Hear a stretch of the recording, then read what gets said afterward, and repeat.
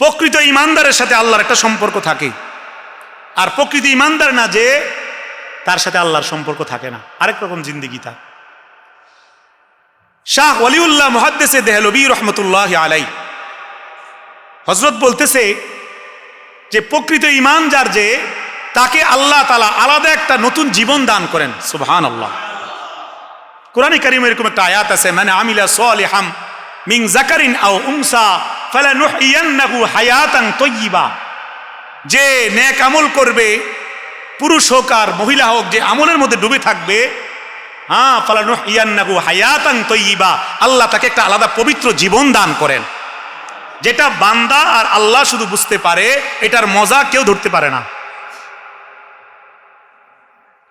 হযরত বলেন যে যারা প্রকৃত ইমানদার তাদের চিন্তাধারা, আর যারা ইমানদার না, সাধারণ নামে মুসলমান অথবা কাফের, তাদের চিন্তাধারার মধ্যে আকাশ পাতাল পার্থক্য। খুব খেয়াল করেন কথাগুলো। প্রকৃত ইমানদার যারা, তারা সব কিছুর মধ্যে সব সময় আল্লাহ তাআলাকেই খুঁজে পায়। প্রকৃত ইমানদার যখন আকাশের দিকে তাকায়, তো আকাশের দিকে তাকাইয়াই থাকে। সাধারণ ইমানদার যে, সে গাড়িতে বসে জানালা দিয়ে সেও তাকায় বাইরের দিকে কেমন করে, আর ইমানদার যে আল্লাহকে নিয়ে ফিকির করে, দিন রাত তার পরকাল নিয়ে ফিকির, মৃত্যু নিয়ে ফিকির, সেও বাহিরের দিকে তাকায়, সে আকাশের দিকে তাকাইয়া সে কল্পনা করে, আমার মাওলা এটা কি বানাইলো। সে আকাশের দিকে তাকাইয়াই থাকে, আবের দিকে তাকায়, একবার দেখে সে নীল, একবার দেখে সে সাদা, এক একবার এক এক রকমের আসমানের কালারের দিকে তাকাইয়া সে অবাক হয়ে যায়, এটা কি বানাইলো আল্লাহ, কেমনে বানাইলো। ওয়াইলাস সামাই কাইফা রুফিআত, সূরা গাশিয়ার মধ্যে আছে, আমি খুঁটি ছাড়া আসমানটাকে বানাইছি। সে গবেষণা করে, সে চিন্তা করে যে আমার মাওলা কেমনে এটা বানাইলো। আমরা যে বাড়ি বানাইতে গেলে কতগুলো পিলার লাগে, কি বলেন, আমার আল্লাহ তাআলা এটা কি বানাইলো, কেমনে বানাইলো। এটার মধ্যে যে একটা পিলারও নাই, একটা খুঁটি নাই, একটা প্যান্ডেল বানাইতে কত বাঁশ, একটা বাড়ি বানাইতে কতগুলো ফাইলিং কইরা মজবুত করতে হয়, কিন্তু এটা কেমনে বানাইলো, সেভাবে ভাবে। সে যখন জমিনের দিকে তাকায়, তো জমিনের মধ্যে আগাছার মধ্যেও সে কল্পনা করে যে এই গাছগুলোর মধ্যে কি ডিজাইন, এটা কোনো ফলও না, খেয়াল করেন, এটা কোনো ফলও না, এটা কোনো এটা কোনো পুঁইশাকও না, এটা কোনো পাতাও না, খাবার মতন কিছু না, এমনি একটা বাজে পাতা রাস্তার পাশে এমনি উঠছে। এটার মধ্যে তাকাইয়েও সে চিন্তা করে যে এই গাছটার মধ্যে যে পাতাগুলো, এটার মধ্যে কত রকমের ডিজাইন, এই ডিজাইন করলো তো করলো কে, এভাবে সে ভাবে। প্রকৃত ইমানদার যখন ফুল বাগানে যায়, সে ফুল বাগানে যাওয়ার পর বাগানে গিয়ে সে শুধু ফুলের গানই নেয় না, এই ফুলের মধ্যেও সে আল্লাহকে খুঁজে পায়। হাকিমুল উম্মত মুজাদ্দিদে মিল্লাত হযরত মাওলানা আশরাফ আলী থানভী রহমতুল্লাহি আলাইহি, উনার কাছে খাজা সাহেব নামক একজন বড় বুজুর্গ, উনিও বুজুর্গ, আয়েশা বলতেছে, দেখেন আমি কিছু ছন্দ লিখছি, আমি কিছু শেয়ার লিখছি হিন্দি ভাষায়। কি দেখি বলেন তো একটা শেয়ার শুনাইছে। তো উনি বলতেছে, খাজা সাহেব বলতেছে হাকিমুল উম্মতের সামনে, গুলিস্তান মে যাকর हर गुल को देखा ना तेरी रंगत ना तेरी बू है, মানে হচ্ছে আমি বাগানে গেলাম, যাই আমি ফুল দেখলাম, এটার মধ্যে আমি আমার আল্লাহর কোনো গ্রাণও পাইলাম না, গন্ধও পাইলাম না। তখন হাকিমুল উম্মত মুজাদ্দিদে বিল্লাহ, তিনি তো অনেক উঁচু তবকার আল্লাহর ওলি, কথা বোঝেন নাই। হযরত বলতেছে, তোমার এই কবিতা হয় না, এখান থেকে একটা শব্দ কাটতে হবে, খেয়াল করেন, একটা শব্দ কাটতে হবে। কি শব্দ? তুমি কবিতাটা এভাবে লেখো, गुलिस्तान में जाकर हर गुल को देखा तेरी ही सी रंगत तेरी ही सी बू है। এই না শব্দটা কেটে দাও, যে গুলিস্তান মে যাকর हर गुल को देखा, বাগানে গিয়ে আমি সব ফুল দেখলাম, প্রতিটা ফুলের মধ্যে আমি মাওলার ঘ্রাণ খুঁজে পাইলাম, মাওলাকেই খুঁজে পাইলাম। কারণ দুনিয়ার মধ্যে তো বহু পাতা আছে, কোনো পাতায় তো ঘ্রাণ হয় না। এটা কি পাতা, এটার মধ্যে রং ঢেলে দিল কে, লাল ঢেলে দিল কে, এটাতে নাক লাগাইলে ঘ্রাণ আসে কিভাবে, এটা তো কোনো কারিগর বানাইছে, তো যে কারিগর বানাইছে তিনি কে, তো আমি মাওলাকে তো খুঁজে পাইলাম। আরেক আল্লাহওয়ালা বলতেছে যে গোলাপ যদি এত সুন্দর হয়, তো না জানি মাওলা আমার কত সুন্দর। তাহলে আল্লাহ কত সুন্দর। ইমানদাররা এইভাবেই চিন্তা করে, ইমানদারের জিন্দগিটাই আলাদা। হাকিমুল উম্মত বলেন, ইমানদারের ইমানের এত নূর আছে, এটার মধ্যে এত পাওয়ার আছে, এটা এত আলোকিত, এটা যদি পৃথিবীর মধ্যে আল্লাহ তাআলা ছড়াইয়া দিতেন তো দিন আর রাত হইতো না। ইমানদারের নূর যদি আল্লাহ তাআলা প্রকাশ করে দিতেন, আপনার কথাগুলো কি কঠিন মনে হইতেছে নাকি? ইমানদারের আলো যদি আল্লাহ তাআলা প্রকাশ করে দিতেন তো রাত্রিবেলা অন্ধকার হইল, ইমানদারের আলোর কারণে রাতকে কালো মনে হইতো না, খালি আলোয় ঝলমল করতে থাকতো। হ্যাঁ, তো এই ইমানদারের ইমান, এই ইমান মজবুত হয় কিভাবে? আল্লাহওয়ালার কাছে গেলে, দিনদার মানুষের কাছে গেলে। অনেক মানুষ আছে এরকম ইসলাহি মাহফিল করলে জানে না এই সম্পর্কে, অনেক কিছু বলে যে বার্ষিক মাহফিল, বছরের শেষে শীতকালে না মাহফিল হবে, এখন আবার কি মাহফিল, এটা সম্পর্কে নতুন মনে হয়। কিন্তু এরকম মাহফিল বছরে একটা না, প্রতি মাসেই যাকে দিয়েই পারেন, যে কোনো আল্লাহওয়ালা আলেম দিয়েই মাসে একটা করা দরকার। কেন বললাম? দেখেন, এক আল্লাহওয়ালা বুজুর্গের কাছে আরেকজন দুনিয়াদার সাধারণ মানুষ জীবনের মাঝ পথে গেছে। যাওয়ার পরে কিছুদিন থাকার পরে এমনভাবে আল্লাহর মহব্বত, আল্লাহর প্রেম খুঁজে পাইছে, এবার তিনি খুশির ঠেলায় বলতেছে, তूने मुझको क्या किया, शौक फिराया कर दिया, हाँ पहले जा फिर जाने जा फिर जाने जाना कर दिया। কি বলছে জানেন?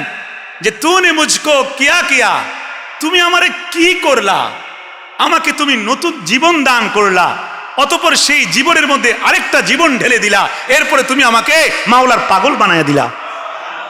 আমি তো মুর্দা ছিলাম, মুর্দা, এতদিন তো আমি মুর্দা ছিলাম। আমি যেই পরিমাণ দুনিয়ার মধ্যে ডুবেছিলাম, আমি যেই পরিমাণ দুনিয়াকেই আপন বানায় নিছিলাম, তোমার সোহবতে আসার পরে আমি এমনভাবে আমার আল্লাহকে খুঁজে পাইছি, মনে হয় যেন আমার মুর্দা জীবন থেকে নতুন একটা জীবন তুমি আমাকে দিছ, এরপরে আরেকটা জীবন দিছ আল্লাহর সাথে কানেকশনের জীবন, এরপরে আমি আল্লাহর প্রেমে পাগলে বেকারার হয়ে গেছি। আমি এই ইসলাহি মাহফিল মানে আল্লাহওয়ালাদের সোহবতে আসা, আসলে দিলের মধ্যে চাষ তৈরি হয়, একটু একটু করে আখিরাতের ভয় তৈরি হয়, জীবন পাল্টায়। হ্যাঁ, এক ছাত্র এক আল্লাহওয়ালার কাছে গেছে নাহু সরফ শিখতে। নাহু সরফ বুঝেন, মানে আরবি গ্রামার। যাওয়ার পরে আল্লাহওয়ালা বলতেছে, কিতাব পড়ে পড়ো, কিতাব পড়া বহু মানুষ আলেম হয় কিন্তু আল্লাহওয়ালা হয় না। আলেম হওয়ার আল্লাহওয়ালা হওয়া এক জিনিস না। আদর্শ, সততা, আল্লাহর ভয় প্রকৃতভাবে যদি কারো ভিতরে না ঢোকে, চাই সে আলেম হোক, চাই সে ইমাম হোক, চাই সে রাজনৈতিক দলের নেতা হোক, চাই সে এমপি হোক, চাই সে মন্ত্রী হোক, তার নফস যদি ঠিক না হয় 70 বছর বয়সেও সে ধরা খায়। আমার কোনো রাজনীতি বলা উদ্দেশ্য না, বোঝানোর জন্য বলতেছি। ইমাম হইলেও ধরা পড়বে, মাদ্রাসার হুজুর হইলেও ধরা পড়বে যদি ভিতর ঠিক না হয়। কথা বুঝেন নাই আমার? সে স্যার হইলেও ধরা পড়বে, কারণ যেখানেই যায় সেখানেই সে আল্লাহকে তো দেখে না, সে এটা ভাবে না যে মাওলা দেখতেছে। যদি তারও দিল যদি আল্লাহওয়ালার সোবতে যাইয়ে ঠিকঠাক হয়ে যায়, তাইলে সে যেখানেই যায় সেখানেই আল্লাহ তাআলার ভয়ে গুনাহ করার সাহস পায় না। আমার ভাইয়েরা দেখেন, এরপরেও আল্লাহ রাব্বুল আলামিন দয়া করে সকালবেলা যে সূর্যের আলো গোটা পৃথিবীর মধ্যে ছড়াইয়া দেন প্রতিদিন, একদিনও দেরি করে না। দেরি করে কোনোদিন? প্রতিদিনই সূর্যের আলো আল্লাহ তাআলা তার প্রতিটা মাখলুকাতের ঘরে ঘরে পৌঁছে দেয়। এক্ষেত্রে আল্লাহ তাআলা কে আল্লাহকে সেজদা করছে, কে আল্লাহকে সেজদা করে নাই, কে ফজরের নামাজ পড়ছে, কে পড়ে নাই, কে জিকির করছে, কে জিকির করে নাই, কে মাওলার ভয়ে মাওলার মহব্বতে কাঁদছে, কে চোখের পানি ফেলছে, কে ফেলে নাই। মাওলায়ে করিম, রব্বে করিম, ওইটা দেখেন না? উনার রহমান রহিম নামের বরকতে, উনি দয়াবান হওয়ার কারণে উনার যে একটা স্পেশাল লাইট, হ্যাঁ ওই লাইট, ওই সূর্যের আলো, ওয়াজআলনা শামসা সিরাজাও, কোরআনে কারীমে যে আয়াতের মধ্যে আছে সূর্যের আলোর কথা, ওই আলোটা আল্লাহ তাআলা প্রতিটা ঘরে ঘরে ঘরে ঘরে পৌঁছে দেয়। যেই নাস্তিক আল্লাহর বিরুদ্ধে লিখছে তার ঘরেও দেয়, যে সকালবেলা ফজর পড়ে নাই তার ঘরেও সূর্যের আলো দেয়। হ্যাঁ, যে ডং ডং করে ঘন্টা বাজাইয়া শিরিক করছে, মূর্তি পূজা করছে, তাকেও আল্লাহ তাআলা সূর্যের আলো দিয়ে সম্মানিত করে। তিনি এতটা দয়াবান। আবার সারা দিন আল্লাহ তাআলা যার জন্য যতটুক রিজিক বরাদ্দ, যতটুক তার খাদ্য, যেটা আল্লাহ ওয়াদা করছে, ওমা মিন দাব্বাতিন ফিল আরদি ইল্লা আলাল্লাহি রিজকুহা ওয়া ইয়ালামু মুস্তাকাররাহা ওয়া মুস্তাওদাআহা কুল্লুন ফি কিতাবিম মুবিন। গোটা কায়নাতের সমস্ত চতুষ্পদ জন্তু প্রাণীদের রিজিকের দায়িত্ব আমি আল্লাহ নিয়েছি। কার কবর কোথায় হবে, কে কোথায় ঘুমাবে, কে কখন কি খাবে, কয় ডুব পানি খাবে, কতগুলো ভাত খাবে, কতগুলো তরকারি খাবে, কি কি নাস্তা খাবে, আমার সমস্ত সৃষ্টিজীবের এই খানার লিস্টিটা আমি কুল্লুন ফি কিতাবিম মুবিন, সৃষ্টিকে সৃষ্টি করার 50,000 বছর আগে এক কিতাবের মধ্যে সুন্দর করে আগেই লিখে রেখেছি। আমার বান্দা দুনিয়াতে এসে আমাকে ডাকুক বা না ডাকুক, আমাকে সেজদা করুক বা না করুক, আমি আল্লাহ হিসাবে, আমি রহমান হিসাবে সমস্ত সৃষ্টিজীবকে খানা খাওয়াইয়া যাব। নামাজ না পড়লেও আল্লাহ তাআলা খানা খাওয়ায়। এই জন্য যারা বেনামাজি তারা মনে করে নামাজ না পড়লে অসুবিধা কি, না পড়েও তো খাইতে পারতেছি। নামাজ পড়ে কে কি করছে বলে, কি বলে না, কত কিছু বলে, কত ঠাট্টা করে, নামাজীদেরকে নিয়ে কত বিদ্রুপ করে, কিন্তু তারা এটা খেয়াল করে না আল্লাহ রাব্বুল আলামিন নামাজ পড়ে না, ঈমান নাই, বেঈমান, কাফের, মুরতাদ, জিনাকার, সুদখোর, মদখোর, জুয়াখোর সবাইরে রিজিক দেয়, কারণ এটা আল্লাহ আগেই ওয়াদা করছে, এজন্য রিজিক দিয়ে যাইতেছে। দিন শেষ হওয়ার পরে, সারাদিন খানা খাওয়ানোর পরে রাতের বেলা আল্লাহ রাব্বুল আলামিন যে চাঁদটা উঠায়, এই চাঁদটা আল্লাহ তাআলা বাইসা বাইসা ইমানদারের বাড়িতে উঠায় না, প্রতিটা মানুষের বাড়িতে উঠায়। কি বলেন? অমুসলমানের সন্তান, হিন্দুর সন্তানও সেই চাঁদের আলোর আনন্দ উপভোগ করে, সেও তার বাবার সাথে চাঁদ দেখে, সেও মাঠের পাড়ে গিয়া চাঁদ দেখে, ঘরের ছাদে গিয়া চাঁদ দেখে, চাঁদের আলোর মজা অনুভব করে। সুবহানাল্লাহ, কেমন রব তিনি, কেমন রব! এজন্য তো তিনি বলছেন আর রহমান, দয়াময় আল্লাহ, আল্লামাল কোরআন, যিনি কোরআন শিক্ষা দিয়েছেন, খলাকাল ইনসান, যিনি মানুষ সৃষ্টি করেছেন, আল্লামাহুল বায়ান, যিনি কথা বলা শিক্ষা দিয়েছেন। কাফেরের সন্তানকেও আল্লাহ কথা বলার তৌফিক দেয়, মুসলমানের সন্তানকেও আল্লাহ তাআলা একটু বড় হইলেই এই মুখ দিয়ে কথা বলায়। সুবহানাল্লাহ, কেমন রব তিনি, কি পরিমাণ দয়াবান আল্লাহ তিনি। নদীর পানি, ক্ষেতের ফসল, বাগানের ফল, বাগানের ফুল, প্রতিটা নিয়ামত আল্লাহ তাআলা নামাজ না পড়লেও দেয়, নামাজ পড়লেও দেয়, ঈমান আনলেও দেয়, ঈমান না আনলেও দেয়। শুধু দেয় না একটা জিনিস,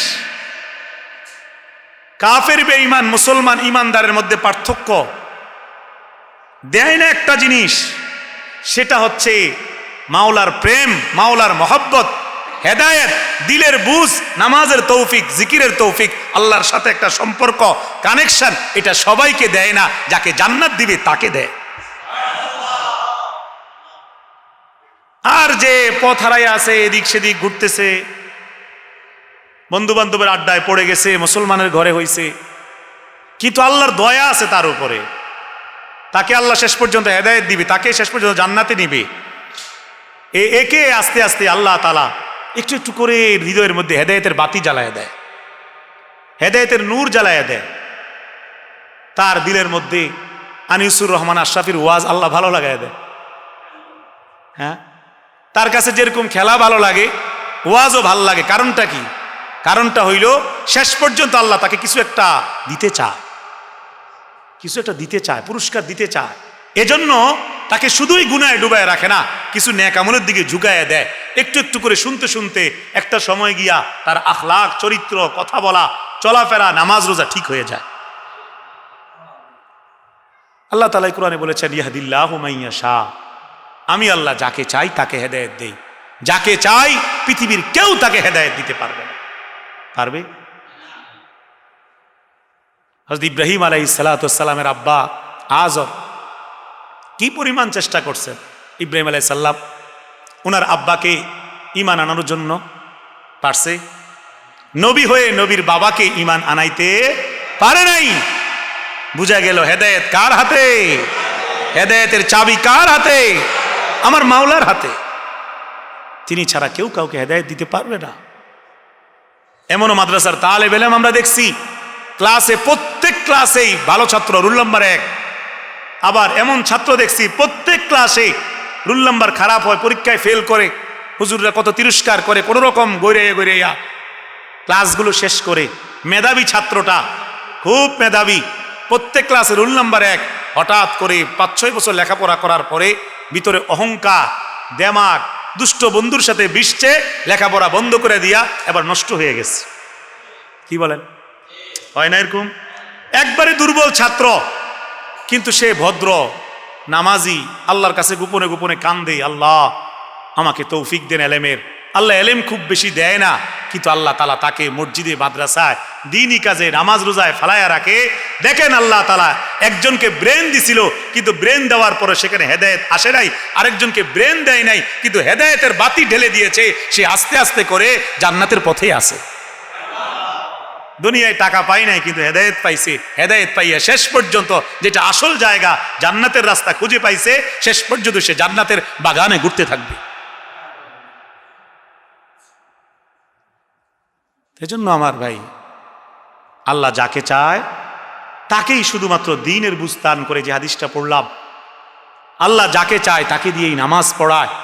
হ্যাঁ, যাকে চায় না কোনোদিনও সে হেদায়েত পাইতে পারে না।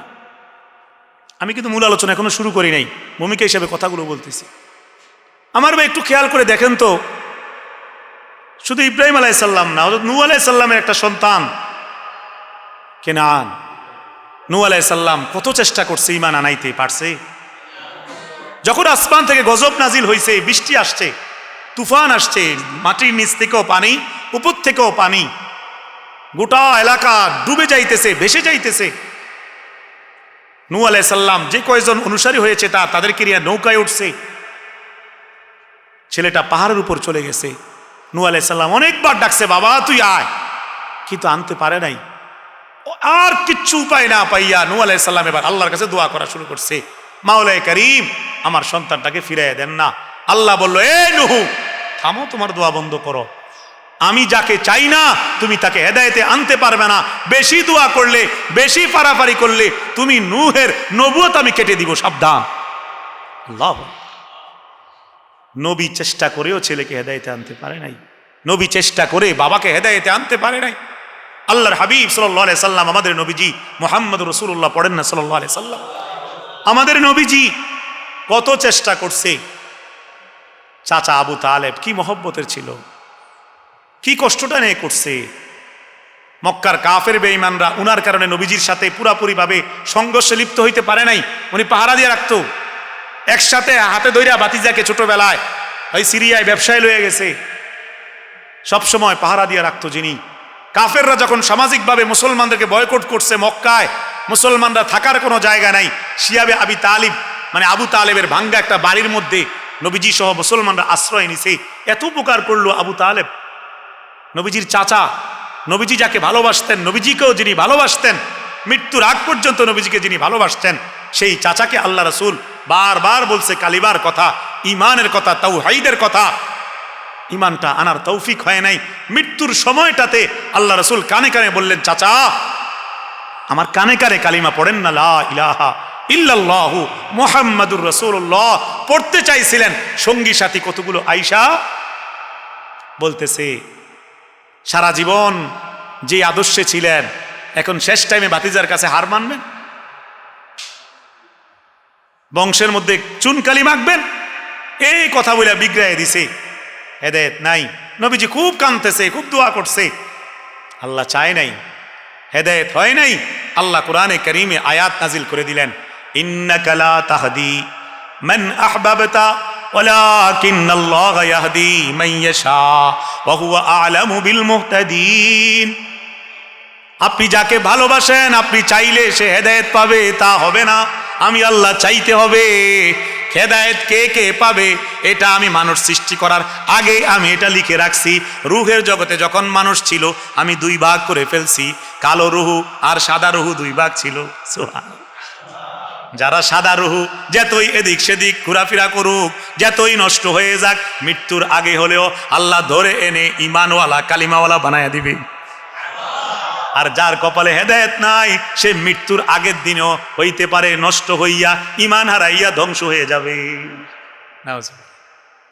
আমার ভাই, তাইলে আল্লাহ যাকে চায় না সে হেদায়েত পায় না, আল্লাহ যাকে চায় সে হেদায়েত পায়। একই ঘরের 5 জন ছেলে, একজন ছেলে মাদ্রাসায় পড়ে, হাফেজ হয়, আলেম হয়, বাকি ছেলেগুলো কেউ কেউ মানুষ হয়, অন্য লাইনে থাইকেও নামাজ রোজা করে, কেউ কেউ হয় না।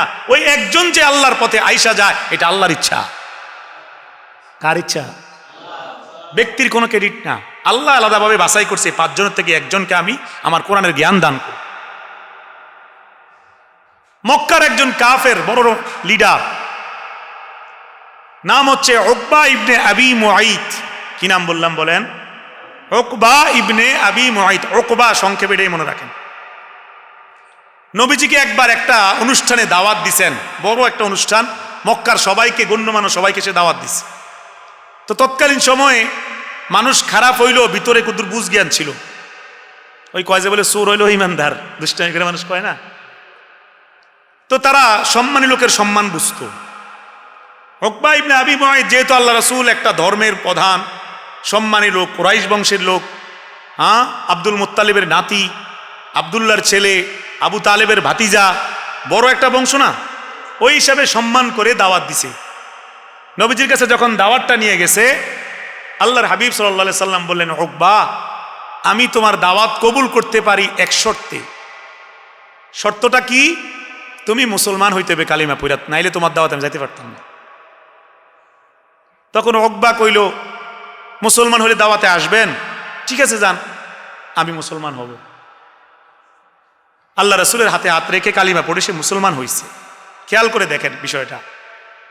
মুসলমান যখন হইছে, বাড়িতে গেছে, অনুষ্ঠানের আয়োজন করছে। আয়োজন করার পরে মক্কার বড় বড় লিডাররা আসছে। আসার পরে জানাজানি হয়ে গেছে যে আজকের অনুষ্ঠানে মুহাম্মদুর রাসূলুল্লাহ আসতেছে সাল্লাল্লাহু আলাইহি সাল্লাম। এটা শোনার সাথে সাথে বড় বড় লিডাররা বলতেছে উকবাকে, হে উকবা, এটা তুমি কি করলা? তুমি নাকি কালিমা পড়ে মুসলমান হয়ে গেছো, আর এই শর্ত দিয়া মুহাম্মদ তোমার দাওয়াতে আসতেছে। না না না, তুমি যদি কালিমা না ছাড়ো তোমার দাওয়াতে আমরা নাই, তুমি মুহাম্মদুল্লাহ থাকো। নাউজুবিল্লাহ পড়েন। দেখেন ইমান আইনো কেমন ইমান যায়। এক শয়তান বলতেছে, উকবা তুমি মুহাম্মদ আসার পরে নাউজুবিল্লাহ তাকে তার ধর্ম থুতু মাইরা ফিরাইয়া দিবা। নাউজুবিল্লাহ পড়ে। আল্লাহর হাবিব সাল্লাল্লাহু আলাইহি সাল্লাম তো আর জানতেন না এগুলো। দাওয়াত কবুল করছে, মুসলমান হয়েছে, তার বাড়িতে আসছে। আসার পরে ওই উকবা বদনসিব, পুরা কপাল, সে আল্লাহ রাসূলের দিকে থুতু নিক্ষেপ করে বলতেছে, মুহাম্মদ তোমার ধর্ম তোমার দিকে ফিরাইয়া দিলাম, মন চাইলে দাওয়াত খাও, না মন চাইলে চলে যাও। নাউজুবিল্লাহ। এই অপমানের পরে কেউ দাওয়াত খাবে? আপনি খাইবেন? কেউ? আচ্ছা ছোট কথা কইলে তো দাওয়াত খাও না মানুষ, কিছু কত রইলেই তো পারিবারিক একটা কিছু কইয়া মানুষ দাওয়াত এড়াইয়া যায়। সময় কবে এটা তোর দাওয়াত খানের? এখনকার যুগে মানুষ এত দাওয়াতের পাগল না। কি বলে? এ কতুর বালা খানের লেগে মানুষ যায় না, হৃদয়ের সম্পর্ক থাকলে যায়। সম্পর্কের সমস্যা থাকলে আরো দাওয়াত দিলেও যাইতো না।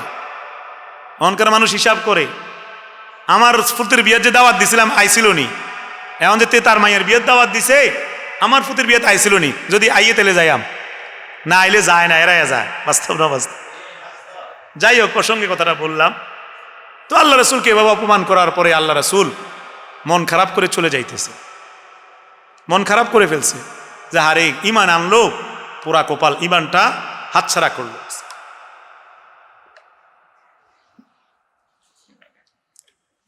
ইমানটা হাতছাড়া করে ফেলছে। নবীজির মনটা খারাপ। স্বাভাবিকভাবেই আপনি একটা দাওয়াতে আসছেন খিদা নিয়া, এখন একে তো খাইতে পারলেন না, আরো এভাবে অপমান, কি পরিমাণ মনে খারাপ লাগবে? কি পরিমাণ বিরক্ত, কষ্ট লাগবে মনটার মধ্যে, একবারে মনটা খারাপ। ইস, এই মন খারাপ, এই বিষয়টা, এই ঘটনাটা আল্লাহ তাআলা আসমান থেকে দেখছে কি দেখে নাই? সাথে সাথে আল্লাহ তাআলা জিবরাইল আমিনকে পাঠিয়ে দিলেন। সুবহানাল্লাহ। হযরত জিবরাইল এসে গেছে, কিছু আয়াতে কারিমা নিয়ে আসছে। সূরা ফুরকানের মধ্যে সে আয়াতগুলো আছে। হযরত জিবরাইল আমিন এসে আল্লাহ রাসূলকে বলতেছে আল্লাহর পক্ষ থেকে আয়াতগুলো, আল মুলকু ইয়াউমা ইযিনিল হাক্কু লির-রহমান ওয়া কানা ইয়াওমান আলাল কাফিরিনা আসীরা ওয়া ইয়াওমা ইয়া'আদ্দু আয-যালিমু আলা ইয়াদাইহি ইয়াকুলু ইয়া লাইতানি ইত্তাখাযতু মা'আর রাসূলি সাবীলা ইয়া ওয়াইলাতা লাইতানি লাম আত্তাখিজ ফুলানান খলীলা লাকাদ আদাল্লানি আনিয যিকরি বা'দা ইয জাআনি ওয়া কানা আশ-শাইতানু লিল ইনসানি খাযুলা। হযরত জিবরাইল আমিন এসে আল্লাহ রাসূলকে বলতেছে আল্লাহর পক্ষ থেকে আয়াত, আল মুলকু ইয়াউমা ইযিনিল হাক্কু লির-রহমান। ও নবী মুহাম্মদ শুনেন, কিয়ামতের ময়দানে আল্লাহ তাআলার যে ক্ষমতা, আল্লাহর যে বিচার, এটা সত্য, অবশ্যই বিচার হবে। খেয়াল করেন, ওয়া কানা ইয়াওমান আলাল কাফিরিনা আসীরা। সেদিন যারা দুনিয়াতে আল্লাহর প্রতি ঈমান আনে নাই, কুফরি করছে, বেঈমান ছিল, তারা বড় বিপদে পড়বে। সান্ত্বনা দিতেছে দেখেন আল্লাহ। এরপরে আল্লাহ বলেন এই আয়াতের পরের আয়াতে, ওয়া ইয়াওমা ইয়া'আদ্দু আয-যালিমু আলা ইয়াদাইহি ইয়াকুলু ইয়া লাইতানি ইত্তাখাযতু মা'আর রাসূলি সাবীলা। ও নবী মুহাম্মদ শুনেন, দুনিয়াতে যারা ঈমান আনে নাই, ঈমান আনার সুযোগ থাকার পরেও সেদিন কিয়ামতের ময়দানে যখন তারা ভয়াবহ কিয়ামতের মাঠ দেখবে, মাথার উপরে সূর্যগুলো তাপ দিবে, 7টা সূর্য, এক পাশে জাহান্নামের আগুন, আগুন ভয়াবহভাবে দাউ দাউ করে জ্বলতে থাকবে, আগুনটা লাফাইয়া মানুষকে খেয়ে ফেলতে চাইবে। 70,000 ফেরেশতা মোটা মোটা শিকল দিয়া জাহান্নাম টেনে ধরে রাখবে, জাহান্নাম এরপরেও লাফাইবে, জাহান্নাম ছিঁড়াভিড়া মানুষকে খাইতে চাইবে। আল্লাহ মানুষ পাঠাইলে জাহান্নাম বলবে আরো লাগবে, আরো লাগবে, হাল মিন মাজিদ, আরো দেন, আরো দেন। সেই ভয়াবহ সময়ে ওয়া ইয়াউমা ইয়া'আদ্দু আয-যালিমু আলা ইয়াদাইহি, ইয়াদুন মানে হাত, ওই জালেমরা, ওই পাপীরা সেদিন সেই জাহান্নামের দৃশ্য দেইখা, আল্লাহর শাস্তি দেইখা নিজের হাত নিজে কামড়াবে আর আফসোস করবে, হায় আমি কি করলাম। ইয়াকুলু ইয়া লাইতানি ইত্তাখাযতু মা'আর রাসূলি সাবীলা।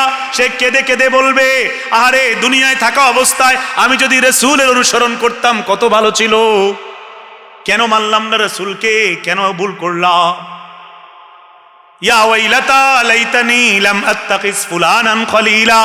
আফসোস করে করে নাফরমান বলবে, আরে আমি যদি ওই দুষ্ট লোকটাকে বন্ধু না বানাইতাম। ওই উকবাকেই যেন কথাগুলো বলতেছে, সব কাফেরকে আল্লাহ বুঝাইতেছে যে উকবা যদি তাদেরকে বন্ধু না বানাইয়া মুহাম্মদকে বন্ধু বানাইতো, লাভ হইতো, ঠিক কিনা? লাভ হইতো। লাকাদ আদাল্লানি আনিয যিকরি বা'দা ইয জাআনি। আমার কাছে হক আসার পরেও আমি গোমরাহ হয়েছিলাম, এরকম বলে বলে সেদিন নাফরমান আফসোস করবে। সেদিন আফসোস করে কোনো লাভ হবে? কোনো লাভ হবে না। এখন আফসোস করলে লাভ, এখন তওবা করলে লাভ, এখন ফিরে আসলে লাভ, এখন মাফ চাইলে খুশি হবেন কি? হ্যাঁ, আল্লাহ বলছেন ওয়াতুবু ইলাল্লাহি জামিআ। এরে বান্দা, তোরা সবাই মিলে তওবা করে ফিরে আয়, আমি আল্লাহ না তোদেরকে মাফ করে দিব, লাআল্লাকুম তুফলিহুন, তোদেরকে সফল কাম বানাইয়া জান্নাতে ঢুকাই দিব। এখন তওবা করে, এখন তওবা করে। বাজা বাজা হর আছে হস্তি বাজা, गर काफिरो कब्रो बुतपुरस्ती बाजा, ई दर गए माँ दर गए ना उम्मीदी निस्त, सदबर अगर तौबा शिकस्ती बाजा। এক বুজুর্গ বলতেছেন, আল্লাহ যেন বান্দাকে ডেকে ডেকে বলে, এ বান্দা ফিরে আয়, ফিরে আয়, তওবা করে ফিরে আয়। বান্দা যেন মাওলাকে বলে, মাওলা আমি তো অনেক ভুল করছি, অনেক গুনাহ করছি, ফিরে আসলে কি আপনি মাফ করবেন? আল্লাহ যেন বলে, হ্যাঁ বান্দা তুই ফিরে আয়, তুই চোখের পানি ফেলে দেখ আমি মাফ করি কিনা। বান্দা যেন বলে, আল্লাহ আমি তো শিরিক করছি, আমি কুফর করছি, আমি গুনাহ করছি, আমি জিনা করছি, আমি ব্যভিচার করছি, এমন কোনো খারাপ কাজ নাই আমি করি নাই। আল্লাহ যেন বলে, বান্দা কোনো সমস্যা নাই, তুই যত বড় পাপ করস না কেন, আমার রহমতের সাগর বিশাল বড়, লা তাকনাতু মির রাহমাতিল্লাহ, আমার রহমত থেকে নৈরাশ হইস না, ইন্নাল্লাহা ইয়াগফিরুয যুনুবা জামিআ, আমি মাওলা তোর হাজারো গুনাহ পাহাড় সমান গুনাহ মাফ করতে পারি। তুই যখন চোখের পানির এক ফোঁটা জমিনে ঢালবি, আমি মাওলা সাত আসমানে সহ্য করতে পারি না রে বান্দা, আমি তোকে মাফ করেই দেব। কেন জানো বান্দা? ইন্নাহু হুয়াল গফুরুর রহিম, আমি না ক্ষমাশীল দয়াময়, আমি বান্দার তওবা, বান্দার কান্না সহ্য করতে পারি না। হয়তো ইউনুস আলাইহিস সালামের জাতি যখন নাকি অনেক বেশি জুলুম করছে, ইউনুস আলাইহিস সালাম বদদুয়া দিছে, আল্লাহ বলছে গজব আসতেছে, ইউনুস আলাইহিস সালাম চলে গেছে ওই এলাকা ছেড়ে। কিন্তু যখন আসমান কালো হয়ে গেছে, ভয়ঙ্কর গজব আসতেছে, ইউনুস নবীর পুরা জাতি বুঝে গেছে গজব আইসা গেছে, তাড়াতাড়ি করে তারা ঘর বাড়ি ছাইরা খোলা ময়দানে গিয়া সেজদা দিয়া পইরা আল্লাহকে ডাকার শুরু করে দিছে, তওবা করা শুরু করে দিছে। আল্লাহ তাআলা আসমানের গজব না আসমানে উঠায় নিছে। এতটা দয়াবান তিনি। ইউনুস আলাইহিস সালাম পরবর্তীতে তো ওই মাছের পেটের ভিতরে জেলটেল খাইটা মাছের পেটে থাইকা বাইরে হইয়া পরে আল্লাহরে কইছে, আল্লাহ এটা কি হইল? অন্যায় করলো তারা, বাচ্চা গেল তারা, আমি ফাঁকি দিয়া মাছের পেটে। বুঝেন না হিসাবটা? আল্লাহ রাব্বুল আলামিন ইউনুস নবীকে বললেন, ইউনুস তোরে তো এমনি করে তুমি বুঝদা না, একটা কাজ করো, মাটি দিয়া কিছু পাতিল বানাও। কি বানাও? পাতিল বানাও। ইউনুস আলাইহিস সালাম মাটি দিয়া পাতিল বানাইছে। কোন সময় দিল?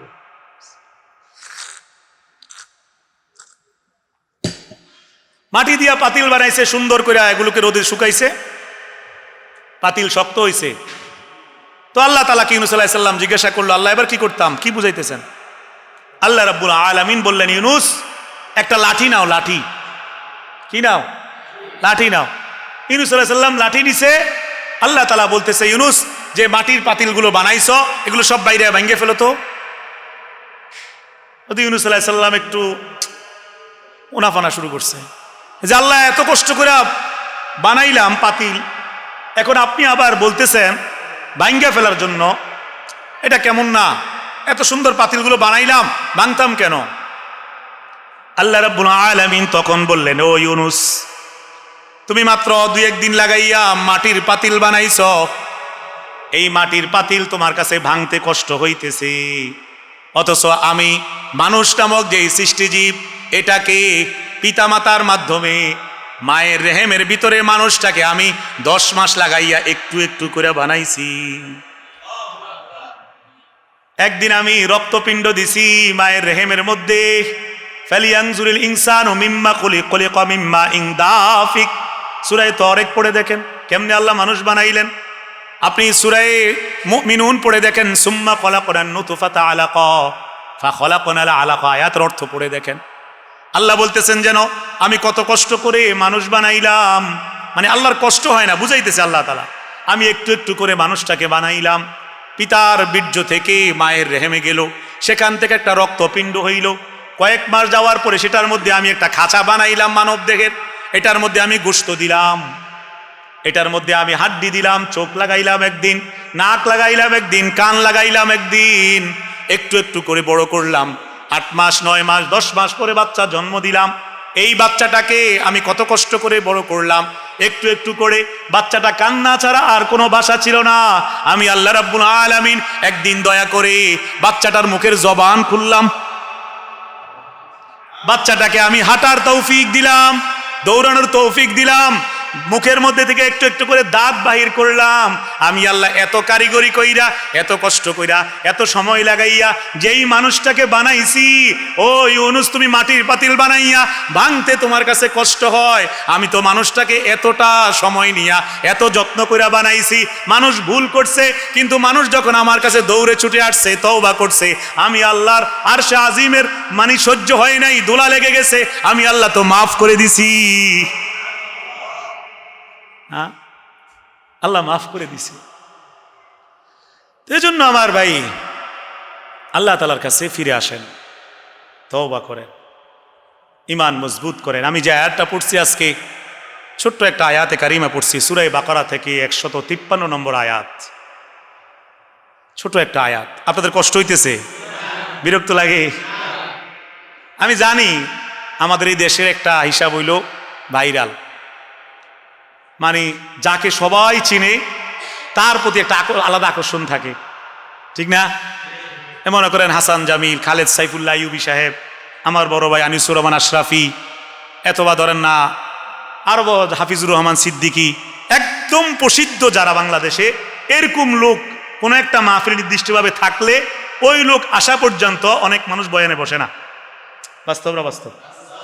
অথচ প্রতিটা ওলামায়ে কেরামি দিন শিখছে, এলেম শিখছে, প্রত্যেকেই আল্লাহর কথা বলতেছে, তাকে সবাই চিনতে হবে, এটা জরুরি। কত হাজার সাহাবী, লক্ষ সাহাবী ছিল, কয়জনের নাম আপনি জানেন? কিন্তু একজনও কি আল্লাহর কাছ থেকে বেদামি? প্রত্যেকের সম্পর্কে কি আল্লাহ বলে নাই রাদিয়াল্লাহু তাআলা আনহুম ওয়া রাদু আন, তারা আমার উপর রাজি, আমি তাদের উপর রাজি? কত সাহাবী কত জায়গায় গিয়ে দিন প্রচার করে নাই? তো আপনি কয়জন ছিলেন? যেই সাহাবীকে আল্লাহ রাসূল যেখানে পাঠাইছে, তো ওই এলাকার মানুষ কি কইছে না না না এরে দিয়া হইতো না, আবু বকর লাগবো, এরকম করছে নাকি? যেই গেছে তার বয়ানে তো শুনছে, তার থেকে দিন শিখছে, তো সমস্যা কি? ওই লোক মানে নির্দিষ্ট লোক ছাড়া আমার ওয়াজ শোনা হইতো না, আমি বাইরে ঘুরমু, নাহলে উঠে যামুগা, এটা ঠিক না। এটা আল্লাহর ঘর, বসে রয়েছেন, সওয়াব পাইতেছেন, ওলামায়ে কেরাম কথা বলতেছে, বরকত হইতেছে, কিছু জানতেছেন, দিলের মধ্যে আল্লাহর কথা ঢুকতেছে, বাস শুনতে থাকেন, একটা রাত আল্লাহর জন্য দিয়ে দেন। কি বলেন? কত রাত তো আমরা দুনিয়ার চা দোকানে যাই, এক রাত আল্লাহর জন্যই যাক না। হুজুর মনে করেন আসবে, একটু সময় লাগবে, আছে এক জায়গায় আমাদের সাথে একটু আগে যোগাযোগ হয়েছে, আসবে, তো আপনারা হুলস্থুল করেন না, বসে থাকেন। কি বলেন? ইনশাআল্লাহ। আমি মাত্র আলোচনার মাত্র ঢুকছি আলোচনায়। তো আমার ভাই বেশি দেরি হবে না ইনশাআল্লাহ, আমাদের সাথে যোগাযোগ আছে, চলে আসবে ইনশাআল্লাহ। আল্লাহ রাব্বুল আলামিন সূরাতুল বাকারার 153 নম্বর আয়াতের মধ্যে বলেন, ইয়া আইয়ুহাল্লাযীনা আমানুস্তাঈনু বিস-সাবরি ওয়াস-সালাহ ইন্নাল্লাহা মা'আস-সাবিরিন। একেবারে সহজ আয়াত, উলামায়ে কেরাম ভালো করে অর্থ বুঝছেন। রব্বুল আলামিন বলেন, ও আমার ঈমানদারগণ, বান্দারা, ইস্তাঈনু, তোমরা সাহায্য চাও, সুখে দুঃখে বিপদে আপদে তোমরা সাহায্য চাও দুই জিনিসের মাধ্যমে। কয় জিনিস? বিস-সাবরি ওয়াস-সালাহ, ধৈর্যের মাধ্যমে এবং নামাজের মাধ্যমে। কিসের মাধ্যমে? এরপরে আল্লাহ বলেন, ইন্নাল্লাহা মা'আস-সাবিরিন, নিশ্চয় আমি ধৈর্যশীলদের সাথে আছি। খাবার কম খান বা বেশি খান, সুখে থাকেন বা দুঃখে থাকেন, বিপদে থাকেন বা সুবিধায় থাকেন, ধৈর্য ধরে যদি মৃত্যু পর্যন্ত আল্লাহর প্রতি বিশ্বাস রেখে জীবন কাটাইতে পারেন, আল্লাহ বলে, বান্দা আমি তোর সাথে আছি। আমার ভাই আসেন আয়াতটার থেকে একটু একটু করে আগাই। ইয়া আইয়ুহাল্লাযীনা আমানু, আয়াতের প্রথম শুরু দিয়ে আল্লাহ তাআলা বললেন, হে আমার ঈমানদারগণ বান্দারা, হে আমার ঈমানদারগণ বান্দারা। ঈমানদার, ঈমানদার আসলে কারা? যে শুক্রবারে শুধু জুমার নামাজ পড়ে সে তো পরিপূর্ণ ঈমানদার নাকি? হ্যাঁ, মসজিদের জন্য 100 টাকা 200 টাকা দান করে, এক ওয়াক্ত নামাজও পড়ে না, সে পাক্কা ঈমানদার? প্রকৃত ঈমানদার আর সাধারণ ঈমানদার, আর ঈমানদার এবং কাফের পার্থক্য আছে, দুই ভাগ। প্রকৃত ঈমানদারের সাথে আল্লাহর একটা সম্পর্ক থাকে, আর প্রকৃত ঈমানদার না যে তার সাথে আল্লাহর সম্পর্ক থাকে না, আরেক রকম জিন্দেগি তার। শাহ ওয়ালিউল্লাহ মুহাদ্দিসে দেহলভী রহমতুল্লাহ আলাইহি হযরত বলতেছে যে প্রকৃত ঈমান যার, যে তাকে আল্লাহ তাআলা আলাদা একটা নতুন জীবন দান করেন। সুবহানাল্লাহ। কোরআনে কারীমে এরকম একটা আয়াত আছে, মানে আমিলা সালিহাম মিন যাকারিন আও উনসা ফালানুহইয়ান্নাহু হায়াতান তাইয়্যিবা, যে নেক আমল করবে, পুরুষ হোক আর মহিলা হোক, যে আমলের মধ্যে ডুবে থাকবে, ফালানুহইয়ান্নাহু হায়াতান তাইয়্যিবা, আল্লাহ তাকে একটা আলাদা পবিত্র জীবন দান করেন, যেটা বান্দা আর আল্লাহ শুধু বুঝতে পারে, এটার মজা কেউ ধরতে পারে না। হযরত বলেন যে যারা প্রকৃত ঈমানদার তাদের চিন্তাধারা, আর যারা ঈমানদার না, সাধারণ নামে মুসলমান অথবা কাফের, তাদের চিন্তাধারার মধ্যে আকাশ পাতাল পার্থক্য। খুব খেয়াল করেন কথাগুলো। প্রকৃত ঈমানদার যারা, তারা সব কিছুর মধ্যে সব সময় আল্লাহ তাআলাকেই খুঁজে পায়। প্রকৃত ঈমানদার যখন আকাশের দিকে তাকায় তো আকাশের দিকে তাকাইয়াই থাকে। সাধারণ ঈমানদার যে, সে গাড়িতে বসে জানালা দিয়ে সেও তাকায় বাইরের দিকে এরকম করে। আর ঈমানদার যে আল্লাহকে নিয়ে ফিকির করে, দিন রাত তার পরকাল নিয়ে ফিকির, মৃত্যু নিয়ে ফিকির, সেও বাহিরের দিকে তাকায়, সে আকাশের দিকে তাকাইয়া সে কল্পনা করে আমার মাওলা এটা কি বানাইলো।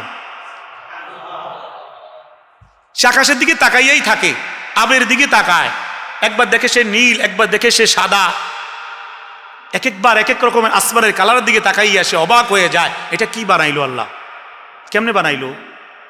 ওয়াইলাস সামাই কাইফা রুফিআত, সূরা গাশিয়ার মধ্যে আছে, আমি খুঁটি ছাড়া আসমানটাকে বানাইছি। সে গবেষণা করে, সে চিন্তা করে যে আমার মাওলা কেমনে এটা বানাইলো।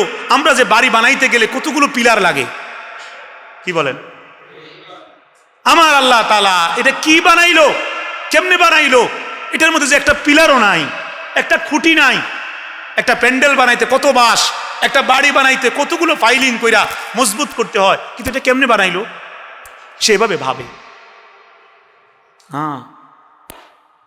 সে যখন জমিনের দিকে তাকায় তো জমিনের মধ্যে আগাছার মধ্যেও সে কল্পনা করে যে এই গাছগুলোর মধ্যে কি ডিজাইন। এটা কোনো ফলও না, খেয়াল করেন, এটা কোনো ফলও না, এটা কোনো এটা কোনো পুঁইশাকও না, এটা কোনো পাতাও না, খাবার মতন কিছু না, এমনি একটা বাজে পাতা রাস্তার পাশে এমনি উঠছে। এটার মধ্যে তাকাইয়েও সে চিন্তা করে যে এই গাছটার মধ্যে যে পাতাগুলো, এটার মধ্যে কত রকমের ডিজাইন, এই ডিজাইন করলো তো করলো কে, এভাবে সে ভাবে। প্রকৃত ঈমানদার যখন ফুল বাগানে যায়, সে ফুল বাগানে যাওয়ার পর বাগানে গিয়ে সে শুধু ফুলের গানই নেয় না, এই ফুলের মধ্যেও সে আল্লাহকে খুঁজে পায়।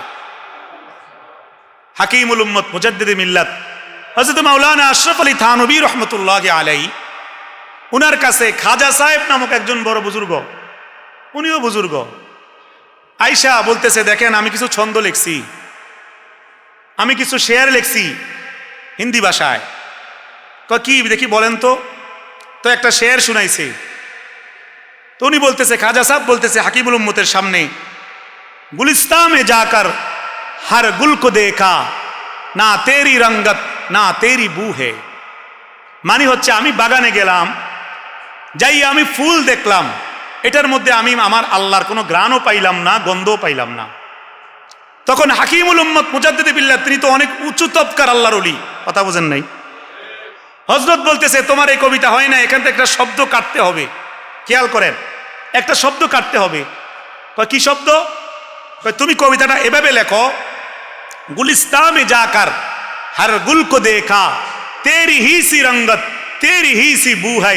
এই না শব্দটা কেটে দাও, যে গুলিস্তান মে যাকর हर गुल को देखा, বাগানে গিয়ে আমি সব ফুল দেখলাম, প্রতিটা ফুলের মধ্যে আমি মাওলার ঘ্রাণ খুঁজে পাইলাম, মাওলাকেই খুঁজে পাইলাম। কারণ দুনিয়ার মধ্যে তো বহু পাতা আছে, কোনো পাতায় তো ঘ্রাণ হয় না। এটা কি পাতা, এটার মধ্যে রং ঢেলে দিল কে, লাল ঢেলে দিল কে, এটাতে নাক লাগাইলে ঘ্রাণ আসে কিভাবে, এটা তো কোনো কারিগর বানাইছে, তো যে কারিগর বানাইছে তিনি কে, তো আমি মাওলাকে তো খুঁজে পাইলাম। আরেক আল্লাহওয়ালা বলতেছে যে গোলাপ যদি এত সুন্দর হয় তো না জানি মাওলা আমার কত সুন্দর, তাহলে আল্লাহ কত সুন্দর। ঈমানদাররা এইভাবেই চিন্তা করে, ঈমানদারের জিন্দেগিটাই আলাদা। হাকিমুল উম্মত বলেন ঈমানদারের ঈমানের এত নূর আছে, এটার মধ্যে এত পাওয়ার আছে, এটা এত আলোকিত, এটা যদি পৃথিবীর মধ্যে আল্লাহ তাআলা ছড়াইয়া দিতেন তো দিন আর রাত হইতো না। ঈমানদারের নূর যদি আল্লাহ তাআলা প্রকাশ করে দিতেন, আপনার কথাগুলো কি কঠিন মনে হইতেছে নাকি? ঈমানদারের আলো যদি আল্লাহ তাআলা প্রকাশ করে দিতেন তো রাত্রিবেলা অন্ধকার হইল, ঈমানদারের আলোর কারণে রাতকে কালো মনে হইতো না, খালি আলোয় ঝলমল করতে থাকতো। তো এই ঈমানদারের ঈমান, এই ঈমান মজবুত হয় কিভাবে? আল্লাহওয়ালার কাছে গেলে, দিনদার মানুষের কাছে গেলে। অনেক মানুষ আছে এরকম ইসলাহি মাহফিল করলে জানে না এই সম্পর্কে, অনেক কিছু বলে যে বার্ষিক মাহফিল, বছরের শেষে শীতকালে না মাহফিল হবে, এখন আবার কি মাহফিল, এটা সম্ভব নতুন মনে হয়। কিন্তু এরকম মাহফিল বছরে একটা না, প্রতি মাসেই যাকে দিয়েই পারেন, যে কোনো আল্লাহওয়ালা আলেম দিয়েই মাসে একটা করা দরকার। কেন বললাম, দেখেন এক আল্লাহওয়ালা বুজুর্গের কাছে আরেকজন দুনিয়াদার সাধারণ মানুষ জীবনের মাঝ পথে গেছে, যাওয়ার পরে কিছুদিন থাকার পরে এমনভাবে আল্লাহর মহব্বত, আল্লাহর প্রেম খুঁজে পাইছে। এবার তিনি খুশির ঠেলায় বলতেছে, তूने मुझको क्या किया, शौक फिराया कर दिया, हाँ पहले जा फिर जाने जा फिर जाने जाना कर दिया। কি বলছে জানেন, যে तूने मुझको क्या किया, তুমি আমারে কি করলা, আমাকে তুমি নতুন জীবন দান করলা, অতঃপর সেই জীবনের মধ্যে আরেকটা জীবন ঢেলে দিলা, এরপরে তুমি আমাকে মাওলার পাগল বানায়া দিলা। আমি তো মুর্দা ছিলাম, মুর্দা, এতদিন তো আমি মুর্দা ছিলাম। আমি যেই পরিমাণ দুনিয়ার মধ্যে ডুবেছিলাম, আমি যেই পরিমাণ দুনিয়াকেই আপন বানায় নিছিলাম, তোমার সোহবতে আসার পরে আমি এমনভাবে আমার আল্লাহকে খুঁজে পাইছি, মনে হয় যেন আমার মুর্দা জীবন থেকে নতুন একটা জীবন তুমি আমাকে দিছ, এরপরে আরেকটা জীবন দিছ আল্লাহর সাথে কানেকশনের জীবন, এরপরে আমি আল্লাহর প্রেমে পাগলে বেকারার হয়ে গেছি। আমি এই ইসলাহী মাহফিল মানে আল্লাহ ওয়ালাদের সোহবতে আসা, আসলে দিলের মধ্যে চাষ তৈরি হয়, একটু একটু করে আখিরাতের ভয় তৈরি হয়, জীবন পাল্টায়। হ্যাঁ, এক ছাত্র এক আল্লাহওয়ালার কাছে গেছে নাহু সরফ শিখতে। নাহু সরফ বুঝেন, মানে আরবি গ্রামার। যাওয়ার পরে আল্লাহওয়ালা বলতেছে, কিতাব পড়ে পড়ো, কিতাব পড়া বহু মানুষ আলেম হয় কিন্তু আল্লাহওয়ালা হয় না। আলেম হওয়ার আল্লাহওয়ালা হওয়া এক জিনিস না। আদর্শ, সততা, আল্লাহর ভয় প্রকৃতভাবে যদি কারো ভিতরে না ঢোকে, চাই সে আলেম হোক, চাই সে ইমাম হোক, চাই সে রাজনৈতিক দলের নেতা হোক, চাই সে এমপি হোক, চাই সে মন্ত্রী হোক, তার নফস যদি ঠিক না হয় 70 বছর বয়সেও সে ধরা খায়। আমার কোনো রাজনীতি বলা উদ্দেশ্য না, বোঝানোর জন্য বলতেছি। ইমাম হইলেও ধরা পড়বে, মাদ্রাসার হুজুর হইলেও ধরা পড়বে যদি ভিতর ঠিক না হয়। কথা বুঝেন নাই আমার? সে স্যার হইলেও ধরা পড়বে, কারণ যেখানেই যায় সেখানেই সে আল্লাহকে তো দেখে না, সে এটা ভাবে না যে মাওলা দেখতেছে। যদি তারও দিল যদি আল্লাহর সোবতে যাইয়ে ঠিকঠাক হয়ে যায়, তাইলে সে যেখানেই যায় সেখানেই আল্লাহ তাআলার ভয়ে গুনাহ করার সাহস পায় না। কথা বুঝেন নাই? আমি আরেকটু বুঝাই দিই বিষয়টা। হিন্দুস্তানে বারবার আক্রমণ করছে সুলতান মাহমুদ গজনবী, অনেক বড় আল্লাহওয়ালা শাসক। উনার একজন খাদেম ছিলেন। ওই খাদেম, উনাকে বাকিরা একটু হিংসা করত যে বাদশাহ তাকে গোলাম হিসেবে বাজার থেকে আনছে, তাকে এত ভালোবাসে কেন। তখন বাদশাহ একদিন তাদের সবাইকে বোঝানোর জন্য একটা কৌশল অবলম্বন করলেন। বললেন যে আগামীকাল তোমরা সবাই আমার দরবারে, উজির নাজির সবাইরে বলছে যে একটা করে মুরগি নিয়ে আসবা, একটা করে ছুরি নিয়ে আসবা। বুঝতেছেন কথা? বেশি কষ্ট হইতেছে নাকি? মানে একটু এলোমেলো ভাব বাইরে মনে হয়। আচ্ছা দেখ, আপনারা ভিতরে মনোযোগ দিয়ে বসে। আমার ভাইয়েরা, যখন নাকি সবাই মুরগি আনছে, ছুরি আনছে, তো বাদশাহ বলতেছে তোমরা এবার এই মুরগি নিয়া, ছুরি নিয়া এমন গোপন জায়গায় যাইবা যেখানে কেউ দেখে না, জবাই করে নিয়ে আসো। এটা কথা বুঝছেন? সবাই গেছে, কেউ বাথরুমের সিফায়, কেউ বাথরুমের ভিতরে, কেউ পাহাড়ের সিফায়, কেউ জঙ্গলে, যে জেনে পারছে লুকাইয়া, কেউ দেখছেন এমন জায়গায় জবাই করে মুরগিটা নিয়ে আসছে। সবাই যখন মুরগি জবাই করে বাদশার সামনে আসছে, তো বাদশার যেই গোলাম, ও নামটা হচ্ছে আয়াস, নামটা ভুলে গেছিলাম, আয়াস, সে মুরগি নিয়ে দাঁড়ায় আছে, অনেকক্ষণ ঘুরে ঘিরে আসছে, ছুরি নিয়ে দাঁড়ায় আছে আর কাঁদতেছে। বাদশাহ বলল, কি সবাই জবাই করছো তো? কয় হ্যাঁ। আয়াস কয় না। সবাই হাসতেছে, কি গাদা এটা বাদশাহ পছন্দ করে, কাছে রাখে, এটা একটা গোপন জায়গাও পায় না। তো বাদশাহ বলতেছে, এই আয়াস, সবাই মুরগি জবাই করে নিয়ে আসলো, আমার হুকুম মান্য করলো, তুমি জবাই করলে না কেন? আয়াস বলতেছে, বাদশাহ আপনি তো বলছেন এমন জায়গায় গিয়ে জবাই করতাম যেখানে কেউ দেখে না। আমি বহু জায়গায় গেলাম, বাথরুমে গেলাম, বাইরে গেলাম, যেখানেই গেলাম, পাহাড়ের চিপায় গেলাম, আমি চেষ্টা করছি, যেখানে যাই সেখানেই দেখি আমার মাওলা তাকায় আছে, তো আমি জবাই করব কিভাবে? তখন সবার মাথা নিচু হয়ে গেছে। দেখছো, বাচ্চা শুধু শুধুই তাকে মহব্বত করে না, তার ভিতরে কি আছে? তাকওয়া আছে। আর আল্লাহ তাআলা তো বলছেন, ইন্না আক্রামাকুম ইনদাল্লাহি আতকাকুম। আল্লাহ তাআলা তাকেই বেশি পছন্দ করেন যার হৃদয়ে তাকওয়া বেশি। এই আয়াজের আরেকটা কথা শুনেন। অন্যরা সবাই মিলা চিন্তা করলো বাদশার নজর থেকে তাকে নামাইতে হবে, এটা ষড়যন্ত্র করতেছে। তো চিন্তা করলো তার কোনো দোষ পাওয়া যায় কিনা। দেখো, মানুষ যখন কারো পিছনে লাগে তো দোষ তালাশ করে। কোনো কোনো জায়গায় ইমামের পিছনে মানুষ লাগে, হুজুরের পিছনে মানুষ লাগে, লাগে সারাক্ষণ পাহারা দেয়, দোষটা খালি পাইয়া লই, পাইলেই শেষ চাকরি। আছে না এরকম?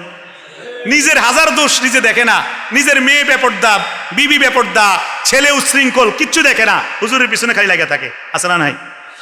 বেলে হুজুর এর লাগে কি হুজুর অন্যায় করবো না ওইটা বলতেছি না, মানে এটা বদ অভ্যাস, খালি সারাক্ষণ আরেকজনের পিছনে লাগা থাকা, এটা হুজুরের পিছনে হোক আর যার পিছনে হোক।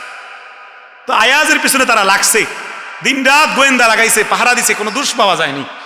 তো একদিন তারা খেয়াল করলো রাত্রেবেলা আয়াজ যখন নাকি তার ঘরে যায়, সেখানে একটা ছোট্ট সিন্দুক আছে, এত বড় একটা সিন্দুক আছে।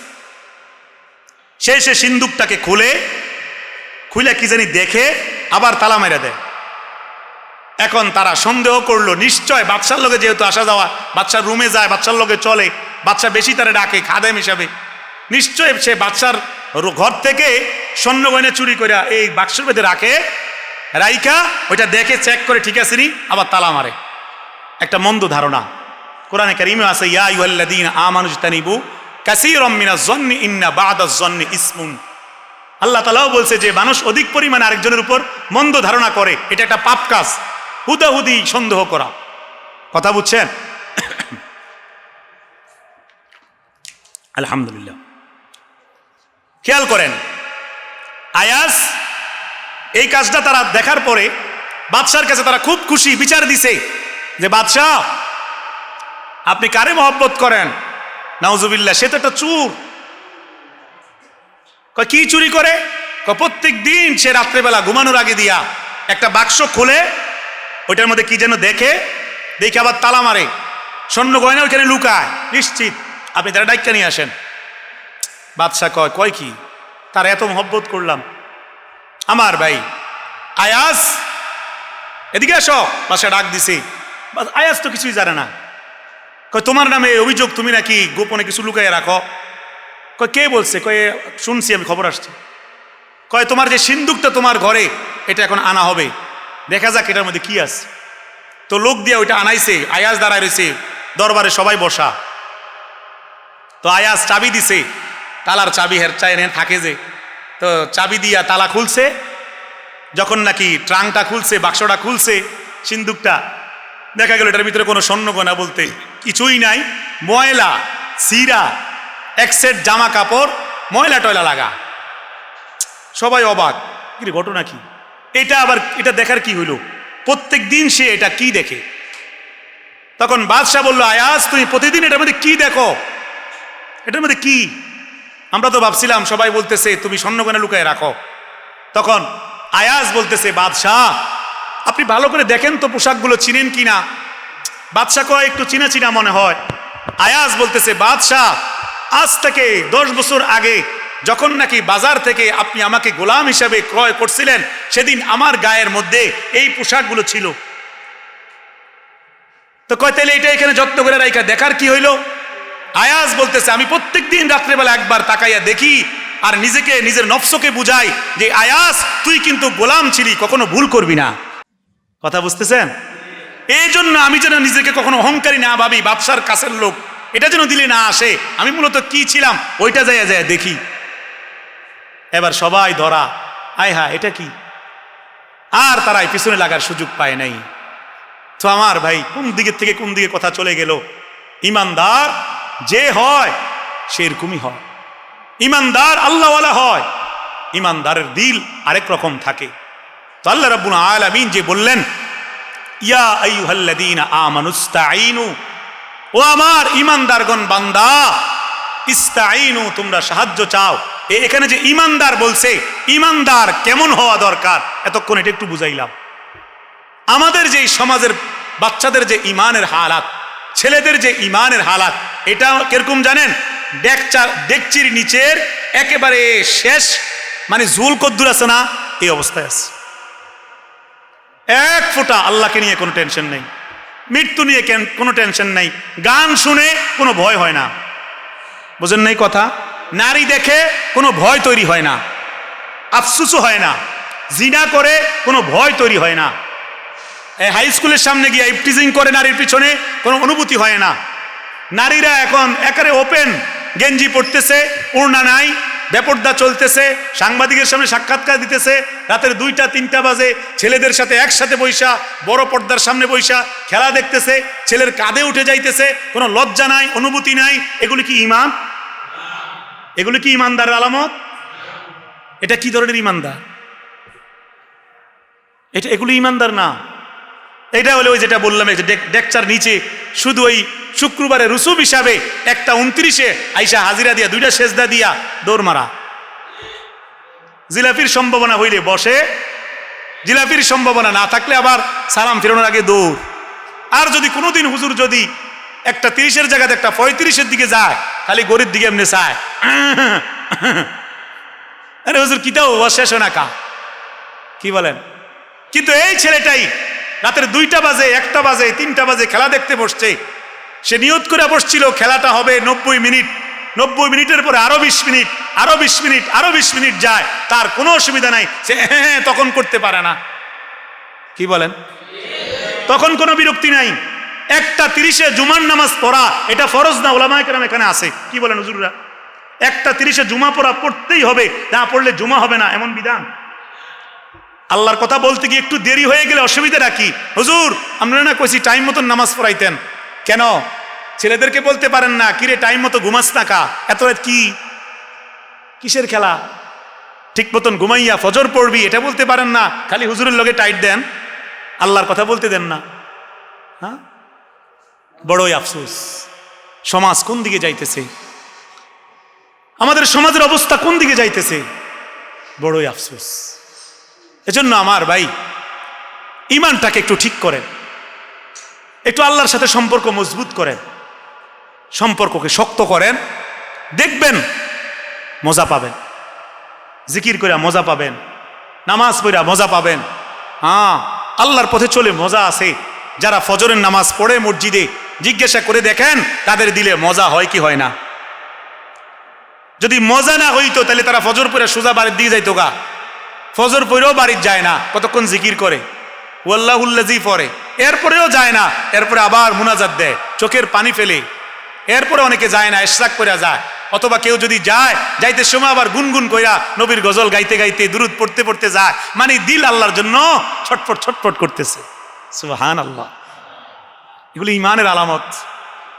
আর যার দিলে ইমান নষ্ট হয়ে গেছে, সে একে তো ফজরের নামাজ পড়ে না, জোহরের নামাজ পড়ে না, আসর পড়ে না, মাগরিব পড়ে না, এশা পড়ে না, কোনো নামাজ পড়ে না, শুধু টাকা পয়সার জন্য ব্যস্ত হয়ে থাকে, টাকা ইনকাম করে, একদিক দিয়ে ইনকাম করে একদিক দিয়ে খরচ হয়ে যায়, খালি হতাশা, খালি হতাশা, আরো কেমনি ইনকাম করবে, অস্থিরতা যায় না, খালি টাকা টাকা টাকা টাকা, তাকে পাগল বানায় দেয়।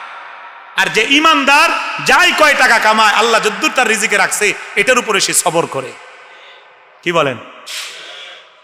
চলেন আমার ভাই আস্তে আস্তে সামনের দিকে, আয়াতের সামনের দিকে যাই। আল্লাহ রাব্বুল আলামিন বলতেছেন, ইয়া আইয়ুহাল্লাযীনা আমানুস্তাঈনু বিস-সাবরি ওয়াস-সালাহ, ও আমার ঈমানদারগণ বান্দারা, ইস্তাঈনু তোমরা সাহায্য চাও, বিস-সাবরি ওয়াস-সালাহ নামাজের মাধ্যমে এবং ধৈর্যের মাধ্যমে। কিসের মাধ্যমে? নামাজের মাধ্যমে এবং ধৈর্যের মাধ্যমে।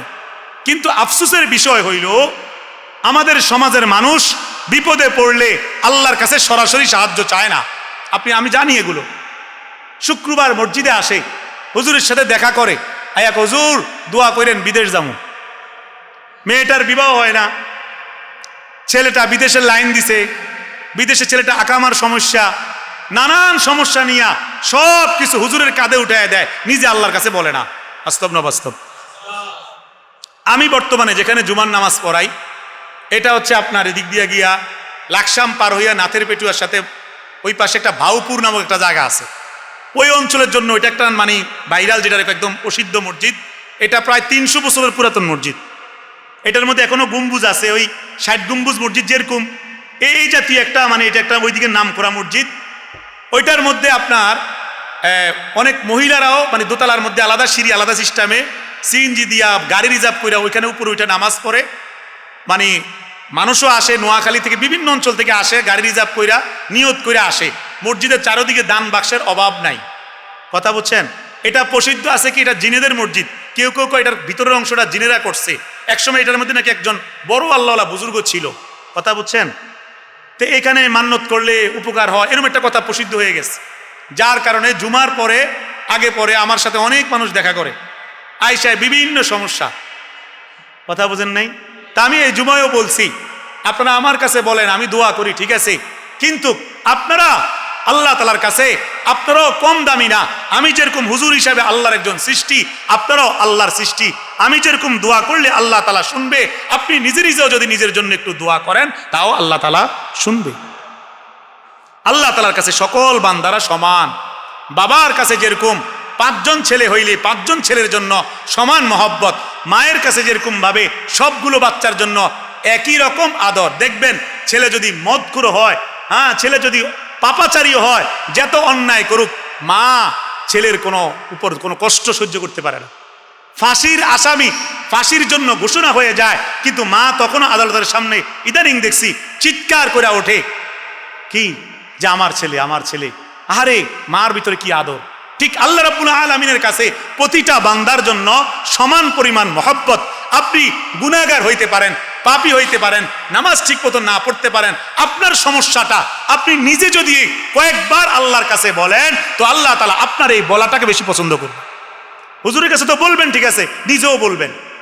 কারণ কি, আপনি দেখেন, যখন নাকি বাবার কাছে সন্তানের কোনো কিছুর প্রয়োজন হয়, যদি অন্য কেউ বলে, চাচা আয়সা বলে, মামা আয়সা বলে, বা বন্ধু বান্ধব আয়সা বলে, তো বাবা কয় এতে নিজেই আমার কাছে কইতারে না। বাবা চায় সন্তান ডাইরেক্ট তার কাছে বলো, কিন্তু সন্তান ভয়ে যায় না। ঠিক আল্লাহ রাব্বুল আলামিন যেন বান্দাকে উদ্দেশ্য করে বুঝাইতে চায়, বান্দা হুজুর দিয়া দোয়া চাও, ঠিক আছে, তুমি নিজে, তোমাকে তো আমি যত্ন করে বানাইছি, তুমি তো আমার একটা সৃষ্টি, তুমি নিজে বলতে পারো না? তুমি নিজে বলো, তুমি বলে দেখো, আমি দেখো শুনি কিনা। আমার ভাই দেখেন, আল্লাহ, হিন্দুস্তানের মধ্যে একবার একটা এলাকার মধ্যে অনেকগুলো শূকর। আপনারা কি বিরক্ত হইতেছেন নাকি? বিসমিল্লাহ।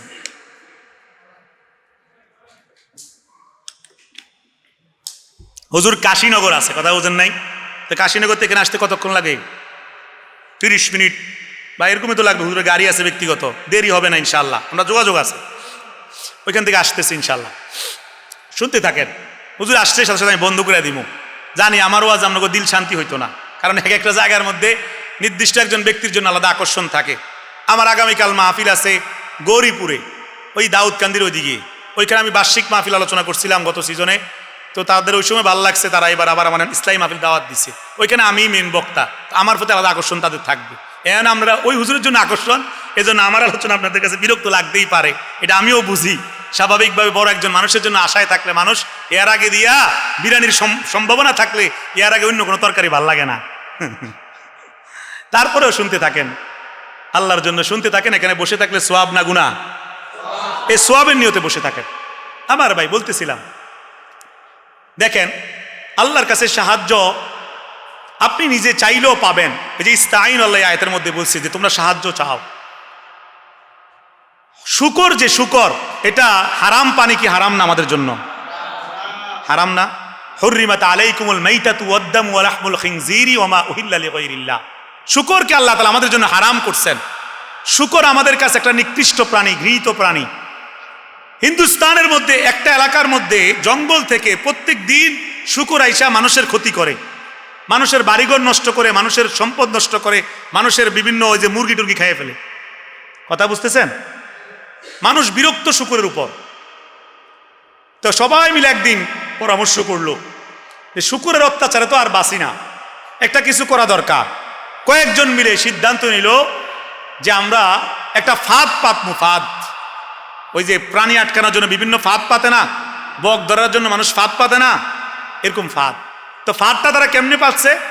যেই জায়গা দিয়ে শূকরগুলো ঢুকে ওই অঞ্চলটার মধ্যে তারা বিশাল বড় করে পরীক্ষাকরণ করছে, মাটি খনন করছে, মোটামুটি গাঁথা করছে, গর্ত কইরা ওইটার মধ্যে আপনার পাতা টাতা ছড়াই দিছে, আপনার খের দিয়ে দিছে, পাতা দিয়ে দিছে, ঢাকনা দিয়ে দিছে। এখন শূকর যখন নাকি প্রতিদিন যেই টাইমে আসুক লুকাইয়া, যেটাই আসে ওইটার মধ্যে পড়ে আটকায় যায়, উঠতে পারে না, এমনভাবে তারা এটা করছে। সকল শূকরগুলো যখন নাকি আইসা গেছে, আস্তে আস্তে আস্তে একবারে পুরা গেছে ভিতরে, এবার সবাই মিলা, আগেই তো তারা ফাঁদ পাইতে রাখছে, শূকর আটকে চিল্লাইতেছে, সব মানুষ এবার আসছে। শুকনা পাতা সেখানে ছিল, লাকড়ি ছিল চতুর্দিকে। সকল মানুষে মিল্লা এবার চিন্তা করলো, এই শূকরগুলো এতদিন আমাদের যেই ক্ষতি করছে, এদেরকে আমরা জীবন্ত অবস্থায় জ্বালাই দিব।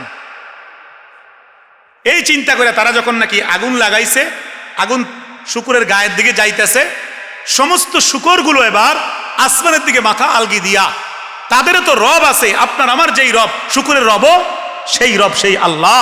শূকর তার ভাষায় তার রবকে, তার মাওলাকে, তার আল্লাহকে চিৎকার করে করে ডাকতেছে, আল্লাহ বাঁচাও বাঁচাও বাঁচাও বাঁচাও। শূকর যখন একটানা চিৎকার করতেছে, রব্বুল আলামিন শূকরের ডাক সহ্য করতে পারে নাই, আসমান থেকে বৃষ্টি নাজিল করে দিলেন। ওই যে আগুন ধরছে ঠিক চারিদিকে, বৃষ্টি আইসা আগুন নিভাইয়ে দিছে, আর ওই জায়গাটা ওই খের পাতা এগুলো মাটির দিকে চাপ পড়ে গেছে, শূকর এগুলোর মধ্যে পাড়া দিয়া লাভ দিয়া ওইটা পালায় গেছে। আহ, কেমন মাওলা! আমার বলার উদ্দেশ্য ভাইয়েরা আমার, শূকরের ডাক যদি আল্লাহ রাব্বুল আলামিন শুনতে পারে, যেটা হারাম প্রাণী, যেটা ময়লায় পড়ে থাকে, গায়ে ময়লা, নিকৃষ্ট একটা প্রাণী, এটা কোনো মানুষও না, এটা কোনো আশরাফুল মাখলুকাত না, তাইলে আপনি আমি আশরাফুল মাখলুকাত, আপনি আমি মানুষ, আপনি আমি মুসলমান, কয়টাই বা পাপ করছেন, কয়টাই বা অন্যায় করছেন। আপনি আমি যদি মাওলায়ে কারীমের কাছে সাহায্য চাই, চোখের পানি ফেলাই, হ্যাঁ বারবার বলতে থাকি, মাওলায়ে কারীম আপনাকে কেন সাহায্য করবে না? বুঝেন নাই? আপনার যখন সাহায্যের প্রয়োজন হবে, বিদেশে লাইন দিচ্ছেন, হইতেছে না, মেয়েটার বিয়ে হইতেছে না, বিভিন্ন সমস্যা, আপনি তখন আল্লাহর কাছে সাহায্য চাইবেন। কিভাবে বলবেন? এভাবে, লা হাওলা ওয়ালা, পড়েন আমার সাথে, লা হাওলা ওয়ালা কুওয়াতা ইল্লা বিল্লাহ, লা হাওলা ওয়ালা কুওয়াতা ইল্লা বিল্লাহ, লা হাওলা ওয়ালা কুওয়াতা ইল্লা বিল্লাহ। মুখ খুলেন না, অনেকের তো খোলার অভ্যাস নাই, 100 টাকা দিয়ে দোয়া নেন, মুখ নিজেই বলেন না আল্লাহ তাআলার কাছে, বলেন লা হাওলা ওয়ালা কুওয়াতা ইল্লা বিল্লাহ, লা হাওলা ওয়ালা কুওয়াতা ইল্লা বিল্লাহ। আপনি ব্যবসা করেন, ব্যবসায় বরকত হয় না, দোকানের মধ্যে লাভ হয় না, কাস্টমার কম, বিভিন্ন পেরেশানি, লাভ মিলাইতে পারেন না। আপনি দোকানদারি করার ফাঁকে ফাঁকে, ব্যবসার ফাঁকে ফাঁকে আপনি মনে মনে পড়তে থাকবেন, লা হাওলা ওয়ালা কুওয়াতা ইল্লা বিল্লাহ, লা হাওলা ওয়ালা কুওয়াতা ইল্লা বিল্লাহ। আপনি যখন ব্যবসার জন্য মাল আনার জন্য আপনি দিনাজপুর যান, রাজশাহী যান, কি হুজুর, হুজুরের রাজশাহী যান, হুজুরের একটা ব্যবসা আছে মাশাআল্লাহ, আমার পরিচিত মাওলানা হাসান মাসরুর ইমামতি করে, ব্যবসাও করে মাশাআল্লাহ, ব্যবসার মাল আনার জন্য রাজশাহী যায়, এই জন্য হুজুরকে দিকে তাকাই বললাম। আপনি যখন ব্যবসার মাল আনার জন্য রাজশাহী যাবেন, আপনি যখন ঢাকা যাবেন, কুমিল্লা যাবেন, আপনি আছেন গাড়ির ভিতরে, এখন যাইতেছেন মাল আনার জন্য, কিন্তু জবানের তো কোনো কাজ নাই, জবান জিহ্বাটার কোনো কাজ নাই, আপনি জিহ্বাটাকে নাড়াইতে থাকবেন, আপনি পড়তে থাকবেন, লা হাওলা ওয়ালা কুওয়াতা ইল্লা বিল্লাহ, লা হাওলা ওয়ালা কুওয়াতা ইল্লা বিল্লাহ, লা হাওলা ওয়ালা কুওয়াতা ইল্লা বিল্লাহ। যত বড় দুশ্চিন্তা হোক, যত বড় পেরেশানি হোক, আপনার কাছে মনে হয় এটার কোনো কুল কিনারা নাই, যেই মামলা হইছে এটার কোনো সমাধান নাই, যেই সমস্যা হইছে এটার কোনো কুল কিনারা নাই, এটা কেমনে সমাধান হবে আপনি কিছুই জানেন না। কিন্তু আপনি যদি আল্লাহর উপর বিশ্বাস রাখা দিন রাত পড়তে থাকেন, একদিন পড়েন, 2 দিন পড়েন, 1 সপ্তাহ পরে, 1 মাস পরে হইলে গিয়েও আপনি ফলাফল অবশ্যই পাবেন। নবী ইব্রাহিম আলাইহিস সালাতু ওয়াস সালাম 10 বছর 20 বছর না, 80 বছর পার হয়ে গেছে, সন্তান হয় না, কোনো ভণ্ড বাবার কাছে যায় নাই, সাহায্য চাইছে শুধুই কার কাছে বলেন? আরো জোরে বলেন, কার কাছে চাইছে? নবী ইব্রাহিম সাহায্য চাইছে শুধুই আল্লাহ তাআলার কাছে। সারাদিন দোয়া করতো মনের কোনার মধ্যে রেখে, শুধু বলতেন রব্বি হাবিলি মিনাস সলিহিন, রব্বি হাবিলি মিনাস সলিহিন। আল্লাহ একটা নেককার সন্তান দেন, একটা নেককার সন্তান দেন, একটা নেককার সন্তান দেন। বলতে বলতে বছর পার হয়ে গেছে, 10, 20, 50, 60, 70 বছর পার হয়ে গেছে। এবার আল্লাহ তাআলার যেদিন ইচ্ছা হয়েছে সেদিন ফেরেশতা পাঠাইয়া জানায়া দিলেন, ফাবাশশারনাহু বিগুলামিন হালিম। নাও ইব্রাহিম, সুসংবাদ নাও, ও আমার দোস্ত সুসংবাদ নাও, খুব শীঘ্রই সন্তান হবে তোমার। আল্লাহ তাআলা সন্তান দিলেন। 2 জন বিবির ঘরে 2টা ছেলে সন্তান দান করলেন, 2টাকেই ছেলে বানাইলেন, 2টাকে নবী বানাইয়া দিলেন। একজনের নাম ইসমাইল জবিহুল্লাহ। ওই ইসমাইল এবং ইব্রাহিম নবীর কুরবানির মাধ্যমে যে মজার গোশত খাই সেই ইসমাইল নবী। যে ইসমাইল নবীর বংশ থেকে আমাদের নবীজির আগমন। আরেকজন নবী ইসহাক, যার বংশ থেকে বনি ইসরাইলের বহু নবীর আগমন। সুবহানাল্লাহ। সন্তান নাই নাই নাই নাই করতে করতে এখন আল্লাহ 2টা দিলেন, 2টাকে নবী বানায়া দিলেন। সাহায্য চাইলে সাহায্য পাওয়া যায়, চাওয়ার মতন চাইতে হয়। চাওয়ার মতন না চাইলে আল্লাহ দেয় না, আল্লাহ তাআলা পরীক্ষা করে, অথবা কখনো দিয়ে দেয় কিন্তু বান্দা আল্লাহর সাহায্যের বিষয়টা বুঝতে পারে না। আদম আলাইহিস সালাতু ওয়াস সালাম 100 বছর, 200 বছর, 300 বছর হয়ে গেছে, নিজের সামান্য একটা ভুলের জন্য বারবার তওবা করে। হঠাৎ করে মনে পড়লো আল্লাহ রাব্বুল আলামিনের আরশে আজিমের মধ্যে একটা জায়গায় একটা নাম দেখছে, আহমদ, মানে মোহাম্মদ, আমাদের নবীজির কথাটা। এই নামটার কথা যখন মনে হয়েছে তিনি চিন্তা করলেন এই নামের মধ্যে মনে হয় কিছু একটা আছে, এটা কেন ওইখানে লেখা ছিল? যেদিন নাকি তিনি এই নামটাকে স্মরণ কইরা এই নামটা নিয়ে আল্লাহর কাছে দোয়া করছেন, আল্লাহ রাব্বুল আলামিন সেদিনই আদম নবীর তওবা কবুল করলেন। আল্লাহ তাআলা আদম নবীকে মাফ করে দিলেন। আমার ভাই ইউনুস নবীর কথা একটু আগে বলছিলাম, 40 দিন পর্যন্ত মাছের পেটের মধ্যে ছিলেন, পুরা অন্ধকার বিপদের মধ্যে ছিলেন, হায় হুতাশ করে নাই, শুধুই বারবার মাওলায়ে কারীমের জিকির করছেন, লা ইলাহা ইল্লা আনতা সুবহানাক। আচ্ছা, হ্যাঁ দিতেছি। বারবার পড়ছে লা ইলাহা ইল্লা আনতা সুবহানাকা ইন্নী কুনতু মিনাজ জালিমিন। আমি জুলুম করে ফেলছি, আল্লাহ ছাড়া কোনো ইলাহ নাই। 40 দিন পরে গিয়ে আল্লাহ তাআলা দোয়া কবুল করছে। আল্লাহ রাব্বুল আলামিন ইউনুস নবীকে মাছের পেট থেকে বাইর করে দিছে। এজন্য আমার ভাই, আপনি সাহায্য চাইলে আপনিও সাহায্য পাইবেন। আপনি চাওয়ার মতন সাহায্য চাইতে হবে। আপনাকে 1 নম্বর নামাজের মাধ্যমে সাহায্য চাইতে হবে। বেলে হুজুর নামাজের মাধ্যমে মানে কি? 5 ওয়াক্ত নামাজ। 5 ওয়াক্ত নামাজ তো আছেই। আপনি বিপদে পড়লে, টেনশন কাজ করলে, মাথার মধ্যে কোনো বিষয় নিয়ে আপনি 2 রাকাত নামাজ পড়বেন, এটাকে বলা হয় সলাতুল হাজাত। কি নামাজ বলেন? হাজাত, প্রয়োজনের নামাজ, সমস্যার নামাজ। নিয়ত করে পড়বেন। নামাজটা পড়ার সময়, নামাজ পড়ার আগে ভালো করে ওযু করবেন, সুন্দর করে ধীরস্থির ভাবে।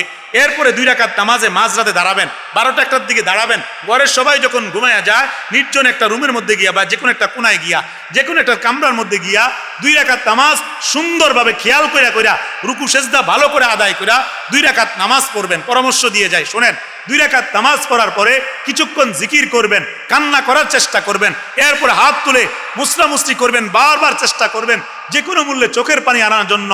যখন কলিজা ছিঁড়ে আবেগের থেকে মহব্বতের সাথে কান্না বের হয়ে আসবে, কাঁদতে থাকবেন, আল্লাহকে বলতে থাকবেন, বলতে বলতে আল্লাহকে অস্থির করে দিবেন, এরপরে ঘুমায়া যাবেন।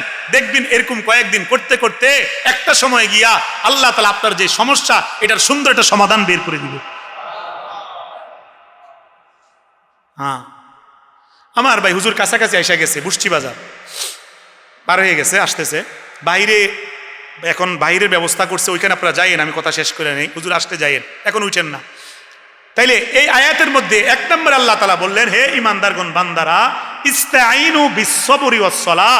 আল্লাহ তাআলা বলেন তোমরা সবরের মাধ্যমে এবং নামাজের মাধ্যমে সাহায্য চাও। নামাজের বিষয়টা একটু বললাম, সবরের বিষয়টা একটু বলবো, হুজুর আসলে আমি ছাইড়া দিব। আমার ভাইয়েরা, সবর, ধৈর্যের মাধ্যমে সাহায্য চাওয়া। এই ধৈর্য 3 রকম। কয় রকম বলেন? আস-সবরু সালাসাতু আনওয়া। ধৈর্য কয় রকম?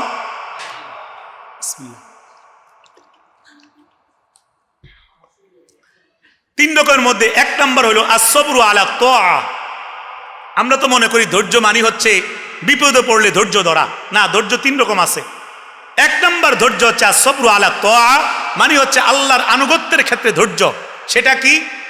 মনে করেন জোহরের নামাজের আজান দিছে, খুব খেয়াল করেন, এখন আপনার কাছে নামাজ পড়তে মন চায় না, দিলের খালি হ্যাঁ নামাজ পরে পড়মু, কিন্তু আরেক দিকে দিয়ে মন বলতেছে নামাজটা পড় ভালো হবে।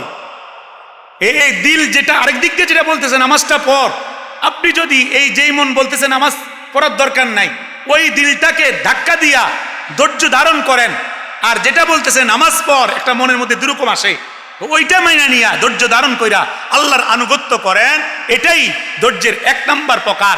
তাইলে আপনি আল্লাহর আনুগত্যের উপর ধৈর্য করে নামাজটা পড়লে আল্লাহ খুশি হবে, বিনিময়ে জান্নাত পাবেন। ঠিক এমনি ভাবে রমজান মাসে আপনার কাছে মনে হইতে পারে 30টা রোজা কত কষ্ট, এতটি রাখতাম না, কে দেখবো, 10-15টা রাখলে হবে, আছে এরকম অনেক মানুষ। কিন্তু আপনি যদি চিন্তা করেন না, যত কষ্টই হোক 30টা রোজাই রাখবো, রোজা না রাখলে আল্লাহ নারাজ হবে, রোজা রাখলে রাইয়ান নামক জান্নাত মিলবে, আমি কষ্ট করে ধৈর্য ধারণ করে রোজা রাখবো, তো এই যদি ধৈর্য ধারণ করতে পারেন তাইলে এটা একটা ধৈর্য। ধৈর্য শুধু বিপদের নাম না, বিপদের সময় ধৈর্য ধরা না, ইবাদতের ক্ষেত্রে যত বিরক্তি লাগুক ধৈর্য ধারণ করে ইবাদত চালায়া যাওয়া, এটা একটা ধৈর্য। আপনার উপর হজ ফরজ হয়ে আছে, আপনার কতদূর জমি জামা আছে, 1 শতক জায়গা বিক্রি করলে আপনি হজ করতে পারেন, সব জায়গা জমি আপনি আপনার ছেলে মেয়ের জন্য রাইখা যাইতে হবে, কে বলছে আপনাকে এই কথা? আপনি যদি অল্প কদ্দুর জায়গা বেচা যদি আল্লাহর ঘর দেখতে পারেন, নবীর রওজা দেখতে পারেন, এর চেয়ে ভাগ্য আর কি হইতে পারে? মাওলায়ে কারীমের ঘরের চতুর্পাশে ঘুরা ঘুরা আল্লাহকে ডাকলেন, নবীজির রওজার পাশে গিয়া সালাম দিয়ে আসলেন, দিল শান্তি হবে। যখন ফিরে আসবেন আল্লাহ কবুল করলে নতুন ছেলে জন্ম হইলে যেরকম নিষ্পাপ জন্ম হয়, এরকম নিষ্পাপ গুণামুক্ত হয়ে ফিরে আসতে পারবেন। তাইলে 1 শতক জায়গা বিক্রি কইরা ওই টাকা দিয়া যদি নিজেকে নিষ্পাপ বানানো যায়, কেন বানাবেন না? বুঝেন নাই আমার কথা? এই জায়গা সব রেখে দিয়ে কি করবেন? ছেলে মেয়ে তুলে ফারাফারি মারামারি করব। আপনার জায়গা তো অল্প কদ্দুর কবরে, আপনার জায়গা তো অল্প কদ্দুরে না, আপনি জায়গাটা নিয়ে যেতে পারবেন? এজন্য সুযোগ থাকলে উমরা করবেন, সুযোগ থাকলে হজ করবেন, সম্পদ কদ্দুর লস হয়ে যাবে, এই ক্ষতিকে মাইনা নিয়া সবর কইরা অবশ্যই আল্লাহর ঘর দেখে আসবেন। পারবেন তো ইনশাআল্লাহ? হ্যাঁ। 2 নাম্বার আমি সংক্ষেপে বলে ফেলতেছি, ধৈর্যের 2-3টা প্রকার। 2 নাম্বার হলো আসবরু আলাল মাসিয়া, গুনাহের ক্ষেত্রে ধৈর্য। মনে করেন রাতের 2টা বাজে, 12টা বাজে, 1টা বাজে, কেউ দেখবে না, আপনি মোবাইলের মধ্যে ইয়ারফোন লাগাই দিলে ইচ্ছে মতন খারাপ জিনিস দেখতে পারেন। কিন্তু আপনি যদি এভাবে চিন্তা করেন, কোরআনে কারিমে আল্লাহ বলছে, ওয়া আম্মা মান খাফা মাকামা রাব্বিহি ওয়া নাহান নাফসা আনিল হাওয়া ফাইন্নাল জান্নাতা হিয়াল মাওয়া, যেই ব্যক্তি আল্লাহ রাব্বুল আলামিনের সামনে দাঁড়ানোর ভয় করে এবং এই ভয়ে সকল গুনাহ থেকে বিরত থাকে, নফসকে কন্ট্রোল করে, ফাইন্নাল জান্নাতা হিয়াল মাওয়া, তার ঠিকানা হবে জান্নাত। সুবহানাল্লাহ। যে এখন কেউ না দেখলেও আল্লাহ তো দেখবে, আল্লাহর সামনে হিসাব দিতে হবে, এই চিন্তা করে যদি আপনি গুনাহ থেকে নিজেকে সেভ করে রাখেন, এটা একটা সবর, গুনাহ থেকে বেঁচে থাকা, ধৈর্য ধারণ করা। গুনাহ করার সুযোগ আছে, এরপরও নিজেকে আটকায় রাখা। নবী ইউসুফ আলাইহিস সালাতু ওয়াস সালামকে জুলাইখা নির্জন কামরার মধ্যে ডাকছে, ওয়ারাওয়াদাতুল্লাতী হুয়া ফি বাইতিহা আন নাফসিহি ওয়া গাল্লাকাতিল আবওয়াবা ওয়া ক্বালাত হাইতালাক, দরজা জানালা বন্ধ করে বলছে, হাই তালাক, আমার কাছে আসো, আমার সাথে জিনায় লিপ্ত হও। নবী ইউসুফ আলাইহিস সালাম জিনায় লিপ্ত হইলে কেউ জানতো না, মজা অনুভব করতে পারতেন, কিন্তু তিনি আল্লাহকে ভয় পাইলেন। তিনি বললেন, ক্বালা মাআযাল্লাহ ইন্নাহু রাব্বী আহসানা মাসওয়ায়, আমি আল্লাহর আশ্রয় চাই, তিনি আমাকে কত সুন্দরভাবে রাখছেন, কেন আমি জিনা করব? ইন্নাহু লা ইফলিহুজ জালিমুন, যারা জুলুম করে নফসের সাথে আল্লাহর সাথে, তারা সফল কাম হয় না, তারা নবী হইতে পারে না। তিনি সাথে সাথে আল্লাহর সাহায্য চাইছে, আল্লাহ জিবরাইল আমিন পাঠিয়ে দিছে, বলছে আপনি উল্টা দিকে দৌড় দেন। কয় দরজা বন্ধ, কয় দরজা বন্ধ হইলে সমস্যা নাই, আপনি দৌড় দেন, দরজা খোলার দায়িত্ব আল্লাহ নিছে। নবী ইব্রাহিম নবী ইউসুফ দৌড় মারছে, আল্লাহ তাআলা দরজা 7টা দরজার তালা মারা ছিল, সবগুলো তালা খুলে দিছে। আপনিও যদি নিজেকে একটু কন্ট্রোল করেন যে গুনাহ করার সুযোগ আছে, আমি গুনাহ করতাম না, অনেক কষ্ট হবে, কিন্তু নিজেকে যদি বুঝাইতে পারেন, তো এই ধৈর্যের ফলাফল মা সাবিরিন, আল্লাহ সাথে আছে, অবাশশিরি সাবিরিন, ধৈর্যের ফলাফল সুসংবাদ, জান্নাত মিলবে। গুনাহের ক্ষেত্রে ধৈর্য ধরা। বেগানা নারী আপনাকে মিস কল দেয়, আপনাকে মেসেজ দেয়, আপনি খুব খুশি, বাহ একটা মেয়ে আমাকে মেসেজ দিছে, বাহ, শুরু করে দিলেন এবার প্রেম, শুরু করে দিলেন বিবাহিত হইলে পরক্রিয়া, ফলাফল কি হবে? মানিজ্যত থাকবে? দুনিয়াতে ধরা পড়লে তো মানিজ্যত নাই, আর আল্লাহ তাআলার কাছে কেমনে মুখ দেখাবেন? যদি এটাকে নিজের মনকে বুঝাইতে পারেন না, যদি অবিবাহিত হন, ধৈর্য ধারণ করে, না আমার কয়দিন পরে বয়স হইলেই আমি বিবাহ করব, তখন গিয়ে আমি হালাল ভাবে উপভোগ করব, হারাম রিলেশন করব না। আর যদি বিবাহিত হন, তো যে আল্লাহ তাআলা তো আমাকে একটা স্ত্রী দান করছে, আমি কোনো মহিলার দিকে ফিরে তাকাবো না, কোনো মহিলা কারোর সাথে সম্পর্ক করব না, আমাকে মেসেজ দিছে তাকে আমি সাথে সাথে ব্লক দিয়ে দেব, এই মহিলার সাথে আমার কোনো কথা নাই। যদি ধৈর্য ধারণ করতে পারেন, তাহলে আপনি সবর করলেন, এই সবরের ফলাফল জান্নাত হবে। ইন্নালিল মুত্তাকিনা মাফাজা, মুত্তাকিরা সফল কাম, ধৈর্য ধারণ করলে সফল কাম হবে। ধৈর্য ধারণ করে, আগে করছেন, আজকে থেকে ছেড়ে দেন, কালকে থেকে ছেড়ে দেন, যে আর করতাম না। কি বলেন, পারা যাবে না ইনশাল্লাহ? আর সর্বশেষ ধৈর্য হইল আসসবরু আলাল বালা, বিপদের ক্ষেত্রে ধৈর্য। যেই ধৈর্যের বিষয়টা আমরা সবাই স্বাভাবিকভাবেই বুঝি। হযরত আইয়ুব আলাইহিস সালাতু ওয়াস সালাম, এত বড় অসুস্থতা, খুব খেয়াল করেন, যাদের বিভিন্ন রোগ আছে, বিভিন্ন অসুস্থতা আছে, তারা একটু বুঝেন আপনার অসুখটা কি। হয়তো ডায়াবেটিস অথবা গ্যাস্ট্রিক অথবা জটিল একটা রোগ আছে, কিন্তু চলতেছেন, ফিরতেছেন, খাইতেছেন, কিছু একটা সমস্যা যাইতেছে, শুধু একটা রোগ লাগে রয়েছে, আপনার রোগটা যাইতেছে না। কিন্তু আপনি একটু খেয়াল করে দেখেন, আল্লাহ তাআলা তোমার একজন পয়গম্বর, উনার পুরা শরীরটা পচে গেছে, শরীরের মধ্যে পোকা ঢুকছে, এত কষ্ট করছেন, একদিনও তিনি আল্লাহ তাআলাকে বলে নাই, সারাক্ষণ মাওলায়ে কারীমের জিকির করছেন, জিহ্বার মধ্যে পর্যন্ত পোকা ধরছে, তখনও আল্লাহর জিকির চালায় গেছেন। আল্লাহ তাআলা বারবার উনাকে পরীক্ষা করলেন, সেই পরীক্ষায় তিনি উত্তীর্ণ হলেন। তিনি বারবার বলতেন, ইন্নী মাসসানিয়া দুররু ওয়া আনতা আরহামুর রাহিমিন, আল্লাহ গো আমাকে রোগ স্পর্শ করছে, আপনি তো দয়াবান, আপনি আরহামুর রাহিমিন, আপনি বিশাল দয়াবান, এরকম বলে বলে দোয়া করতেন। কিন্তু কখনো হতাশ হন নাই, আল্লাহকে গালি দেয় নাই, মন ভাঙেন নাই, জিকির চালু করছেন। একটা সময় গিয়ে আল্লাহ রাব্বুল আলামিন ওনার রোগটা ভালো করছে। এবং কোরআনে কারিমে আয়াত আছে, আল্লাহ বলতেছে, নি'মাল আবদু ইন্নাহু আওয়াব ইন্না ওয়াজাদনাহু সাবিরা। আহারে আমার দুস্থ আইয়ুবকে আমি কত ধৈর্যশীল হিসেবে পাইলাম, কত উত্তম বান্দা এটা আমার, সুবহানাল্লাহ। তা আপনার আমার কয়টা রোগ হইছে? এই পরিমাণ হইছে যে শরীর থেকে গন্ধ বাইরেছে, পোকা আইসা খাইতেছে, কেউ মানে সাথের কেউ নাই, আত্মীয় স্বজন সবাই ঘৃণায় চলে গেছে, এরকম কোনো রোগ হয়েছে আমাদের? তো যেই রোগগুলো হয় এটা স্বাভাবিক, কারণ এটা দুনিয়া। এই দুনিয়ার মধ্যে আপনি চাইলেও যত টাকার মালিক হন, সারাক্ষণ সুস্থ থাকতে পারবেন না। কখনো সুবিধা, কখনো অসুবিধা, কখনো টেনশন, কখনো হাসি। বিয়ের রাতে হাসি থাকে, বাবা মারা গেলে মন খারাপ হয়, এটাই জিন্দেগি। ওয়ালা নাবলুওয়ান্নাকুম বিশাইইম মিনাল খাউফ ওয়াল জু'i ওয়া নাকসিম মিনাল আমওয়ালি ওয়াল আনফুসি ওয়াস সামারাত। আল্লাহ তো সূরা বাকারায় স্পষ্ট বলে দিলেন, আমি তোমাদেরকে পরীক্ষা করব, তোমাদের জানের ক্ষতি, মালের ক্ষতি, ফসলের ক্ষতির মাধ্যমে, তবে যারা ধৈর্য ধরবা সুসংবাদ আছে। সুবহানাল্লাহ। আপনি ধৈর্য ধারণ করেন, ধৈর্য ধারণ করেন, গুনাহের ক্ষেত্রে ধৈর্য ধারণ করেন। আল্লাহর হাবিব সাল্লাল্লাহু আলাইহি সাল্লাম জীবনের প্রতিটা ক্ষেত্রে ধৈর্য ধারণ করছেন। আজকে দেখেন আমাদের মা বোনরা, একটা ছেলে হঠাৎ করে মারা গেলে আল্লাহকে গালি দেখো, আল্লাহ আর কাউকে পাইল না, আমার ছেলেটারে নিয়ে গেল। কিন্তু অথচ আল্লাহর নবী দুনিয়াতে আসার পর পরই শুনে, বাবা নাই, কি বলেন, কিছুদিন পরে মা নাই, 6 বছরের মাথা, অল্প কয়দিন পরে দাদা নাই, অল্প কয়দিন পরে স্ত্রী নাই, খাদিজাতুল কুবরা নাই, চাচা আবু তালেব নাই। মক্কার মধ্যে মানুষদেরকে কালিমার দাওয়াত দিতে গেছেন, মানুষ পাগল বলে, গণক বলে, তুচ্ছতাচ্ছিল্য করে। আবু জেহেল আল্লাহ রসুলের গলার মধ্যে গামছা লাগাইয়া টানে ঘুরায়, যখন নবীজি সেজদায় যায় নামাজের মধ্যে, নবীজির গায়ের মধ্যে উটের নারী বুড়ি চাপায়া দেয়। আল্লাহর হাবিব একবারে মন ভেঙে গেছে, তায়েফের ময়দানে গেলেন, সেখানে গিয়া যখন নাকি হযরত যায়েদকে নিয়া এসে গেছে, আচ্ছা জি শেষ করে দিতেছি। আল্লাহর হাবিব সাল্লাল্লাহু আলাইহি সাল্লাম যখন তায়েফের ময়দানে গিয়ে দাওয়াত দিলেন, সেখানে সারা শরীর রক্ত রঞ্জিত হয়েছে। তায়েফের ময়দানের দুই পাশে যে পাহাড় আছে, ওই পাশ থেকে ফেরেশতা আইসা বলতেছে, পাহাড় দিয়ে চাপ দিয়ে সবাইকে মেরে ফেলি। আল্লাহ রাসূল বললেন না, তারা বুঝে নাই, ধৈর্য ধারণ করলেন। উহুদের ময়দানে রক্তাক্ত হয়েছেন, ধৈর্য ধারণ করছেন। সমস্ত নবীরা ধৈর্য ধারণ করছেন। নবী ইউসুফ জেল কাটছে, ধৈর্য ধারণ করছে। প্রতিটা ক্ষেত্রে নবীরা, সাহাবা একরাম ধৈর্য ধারণ করছে।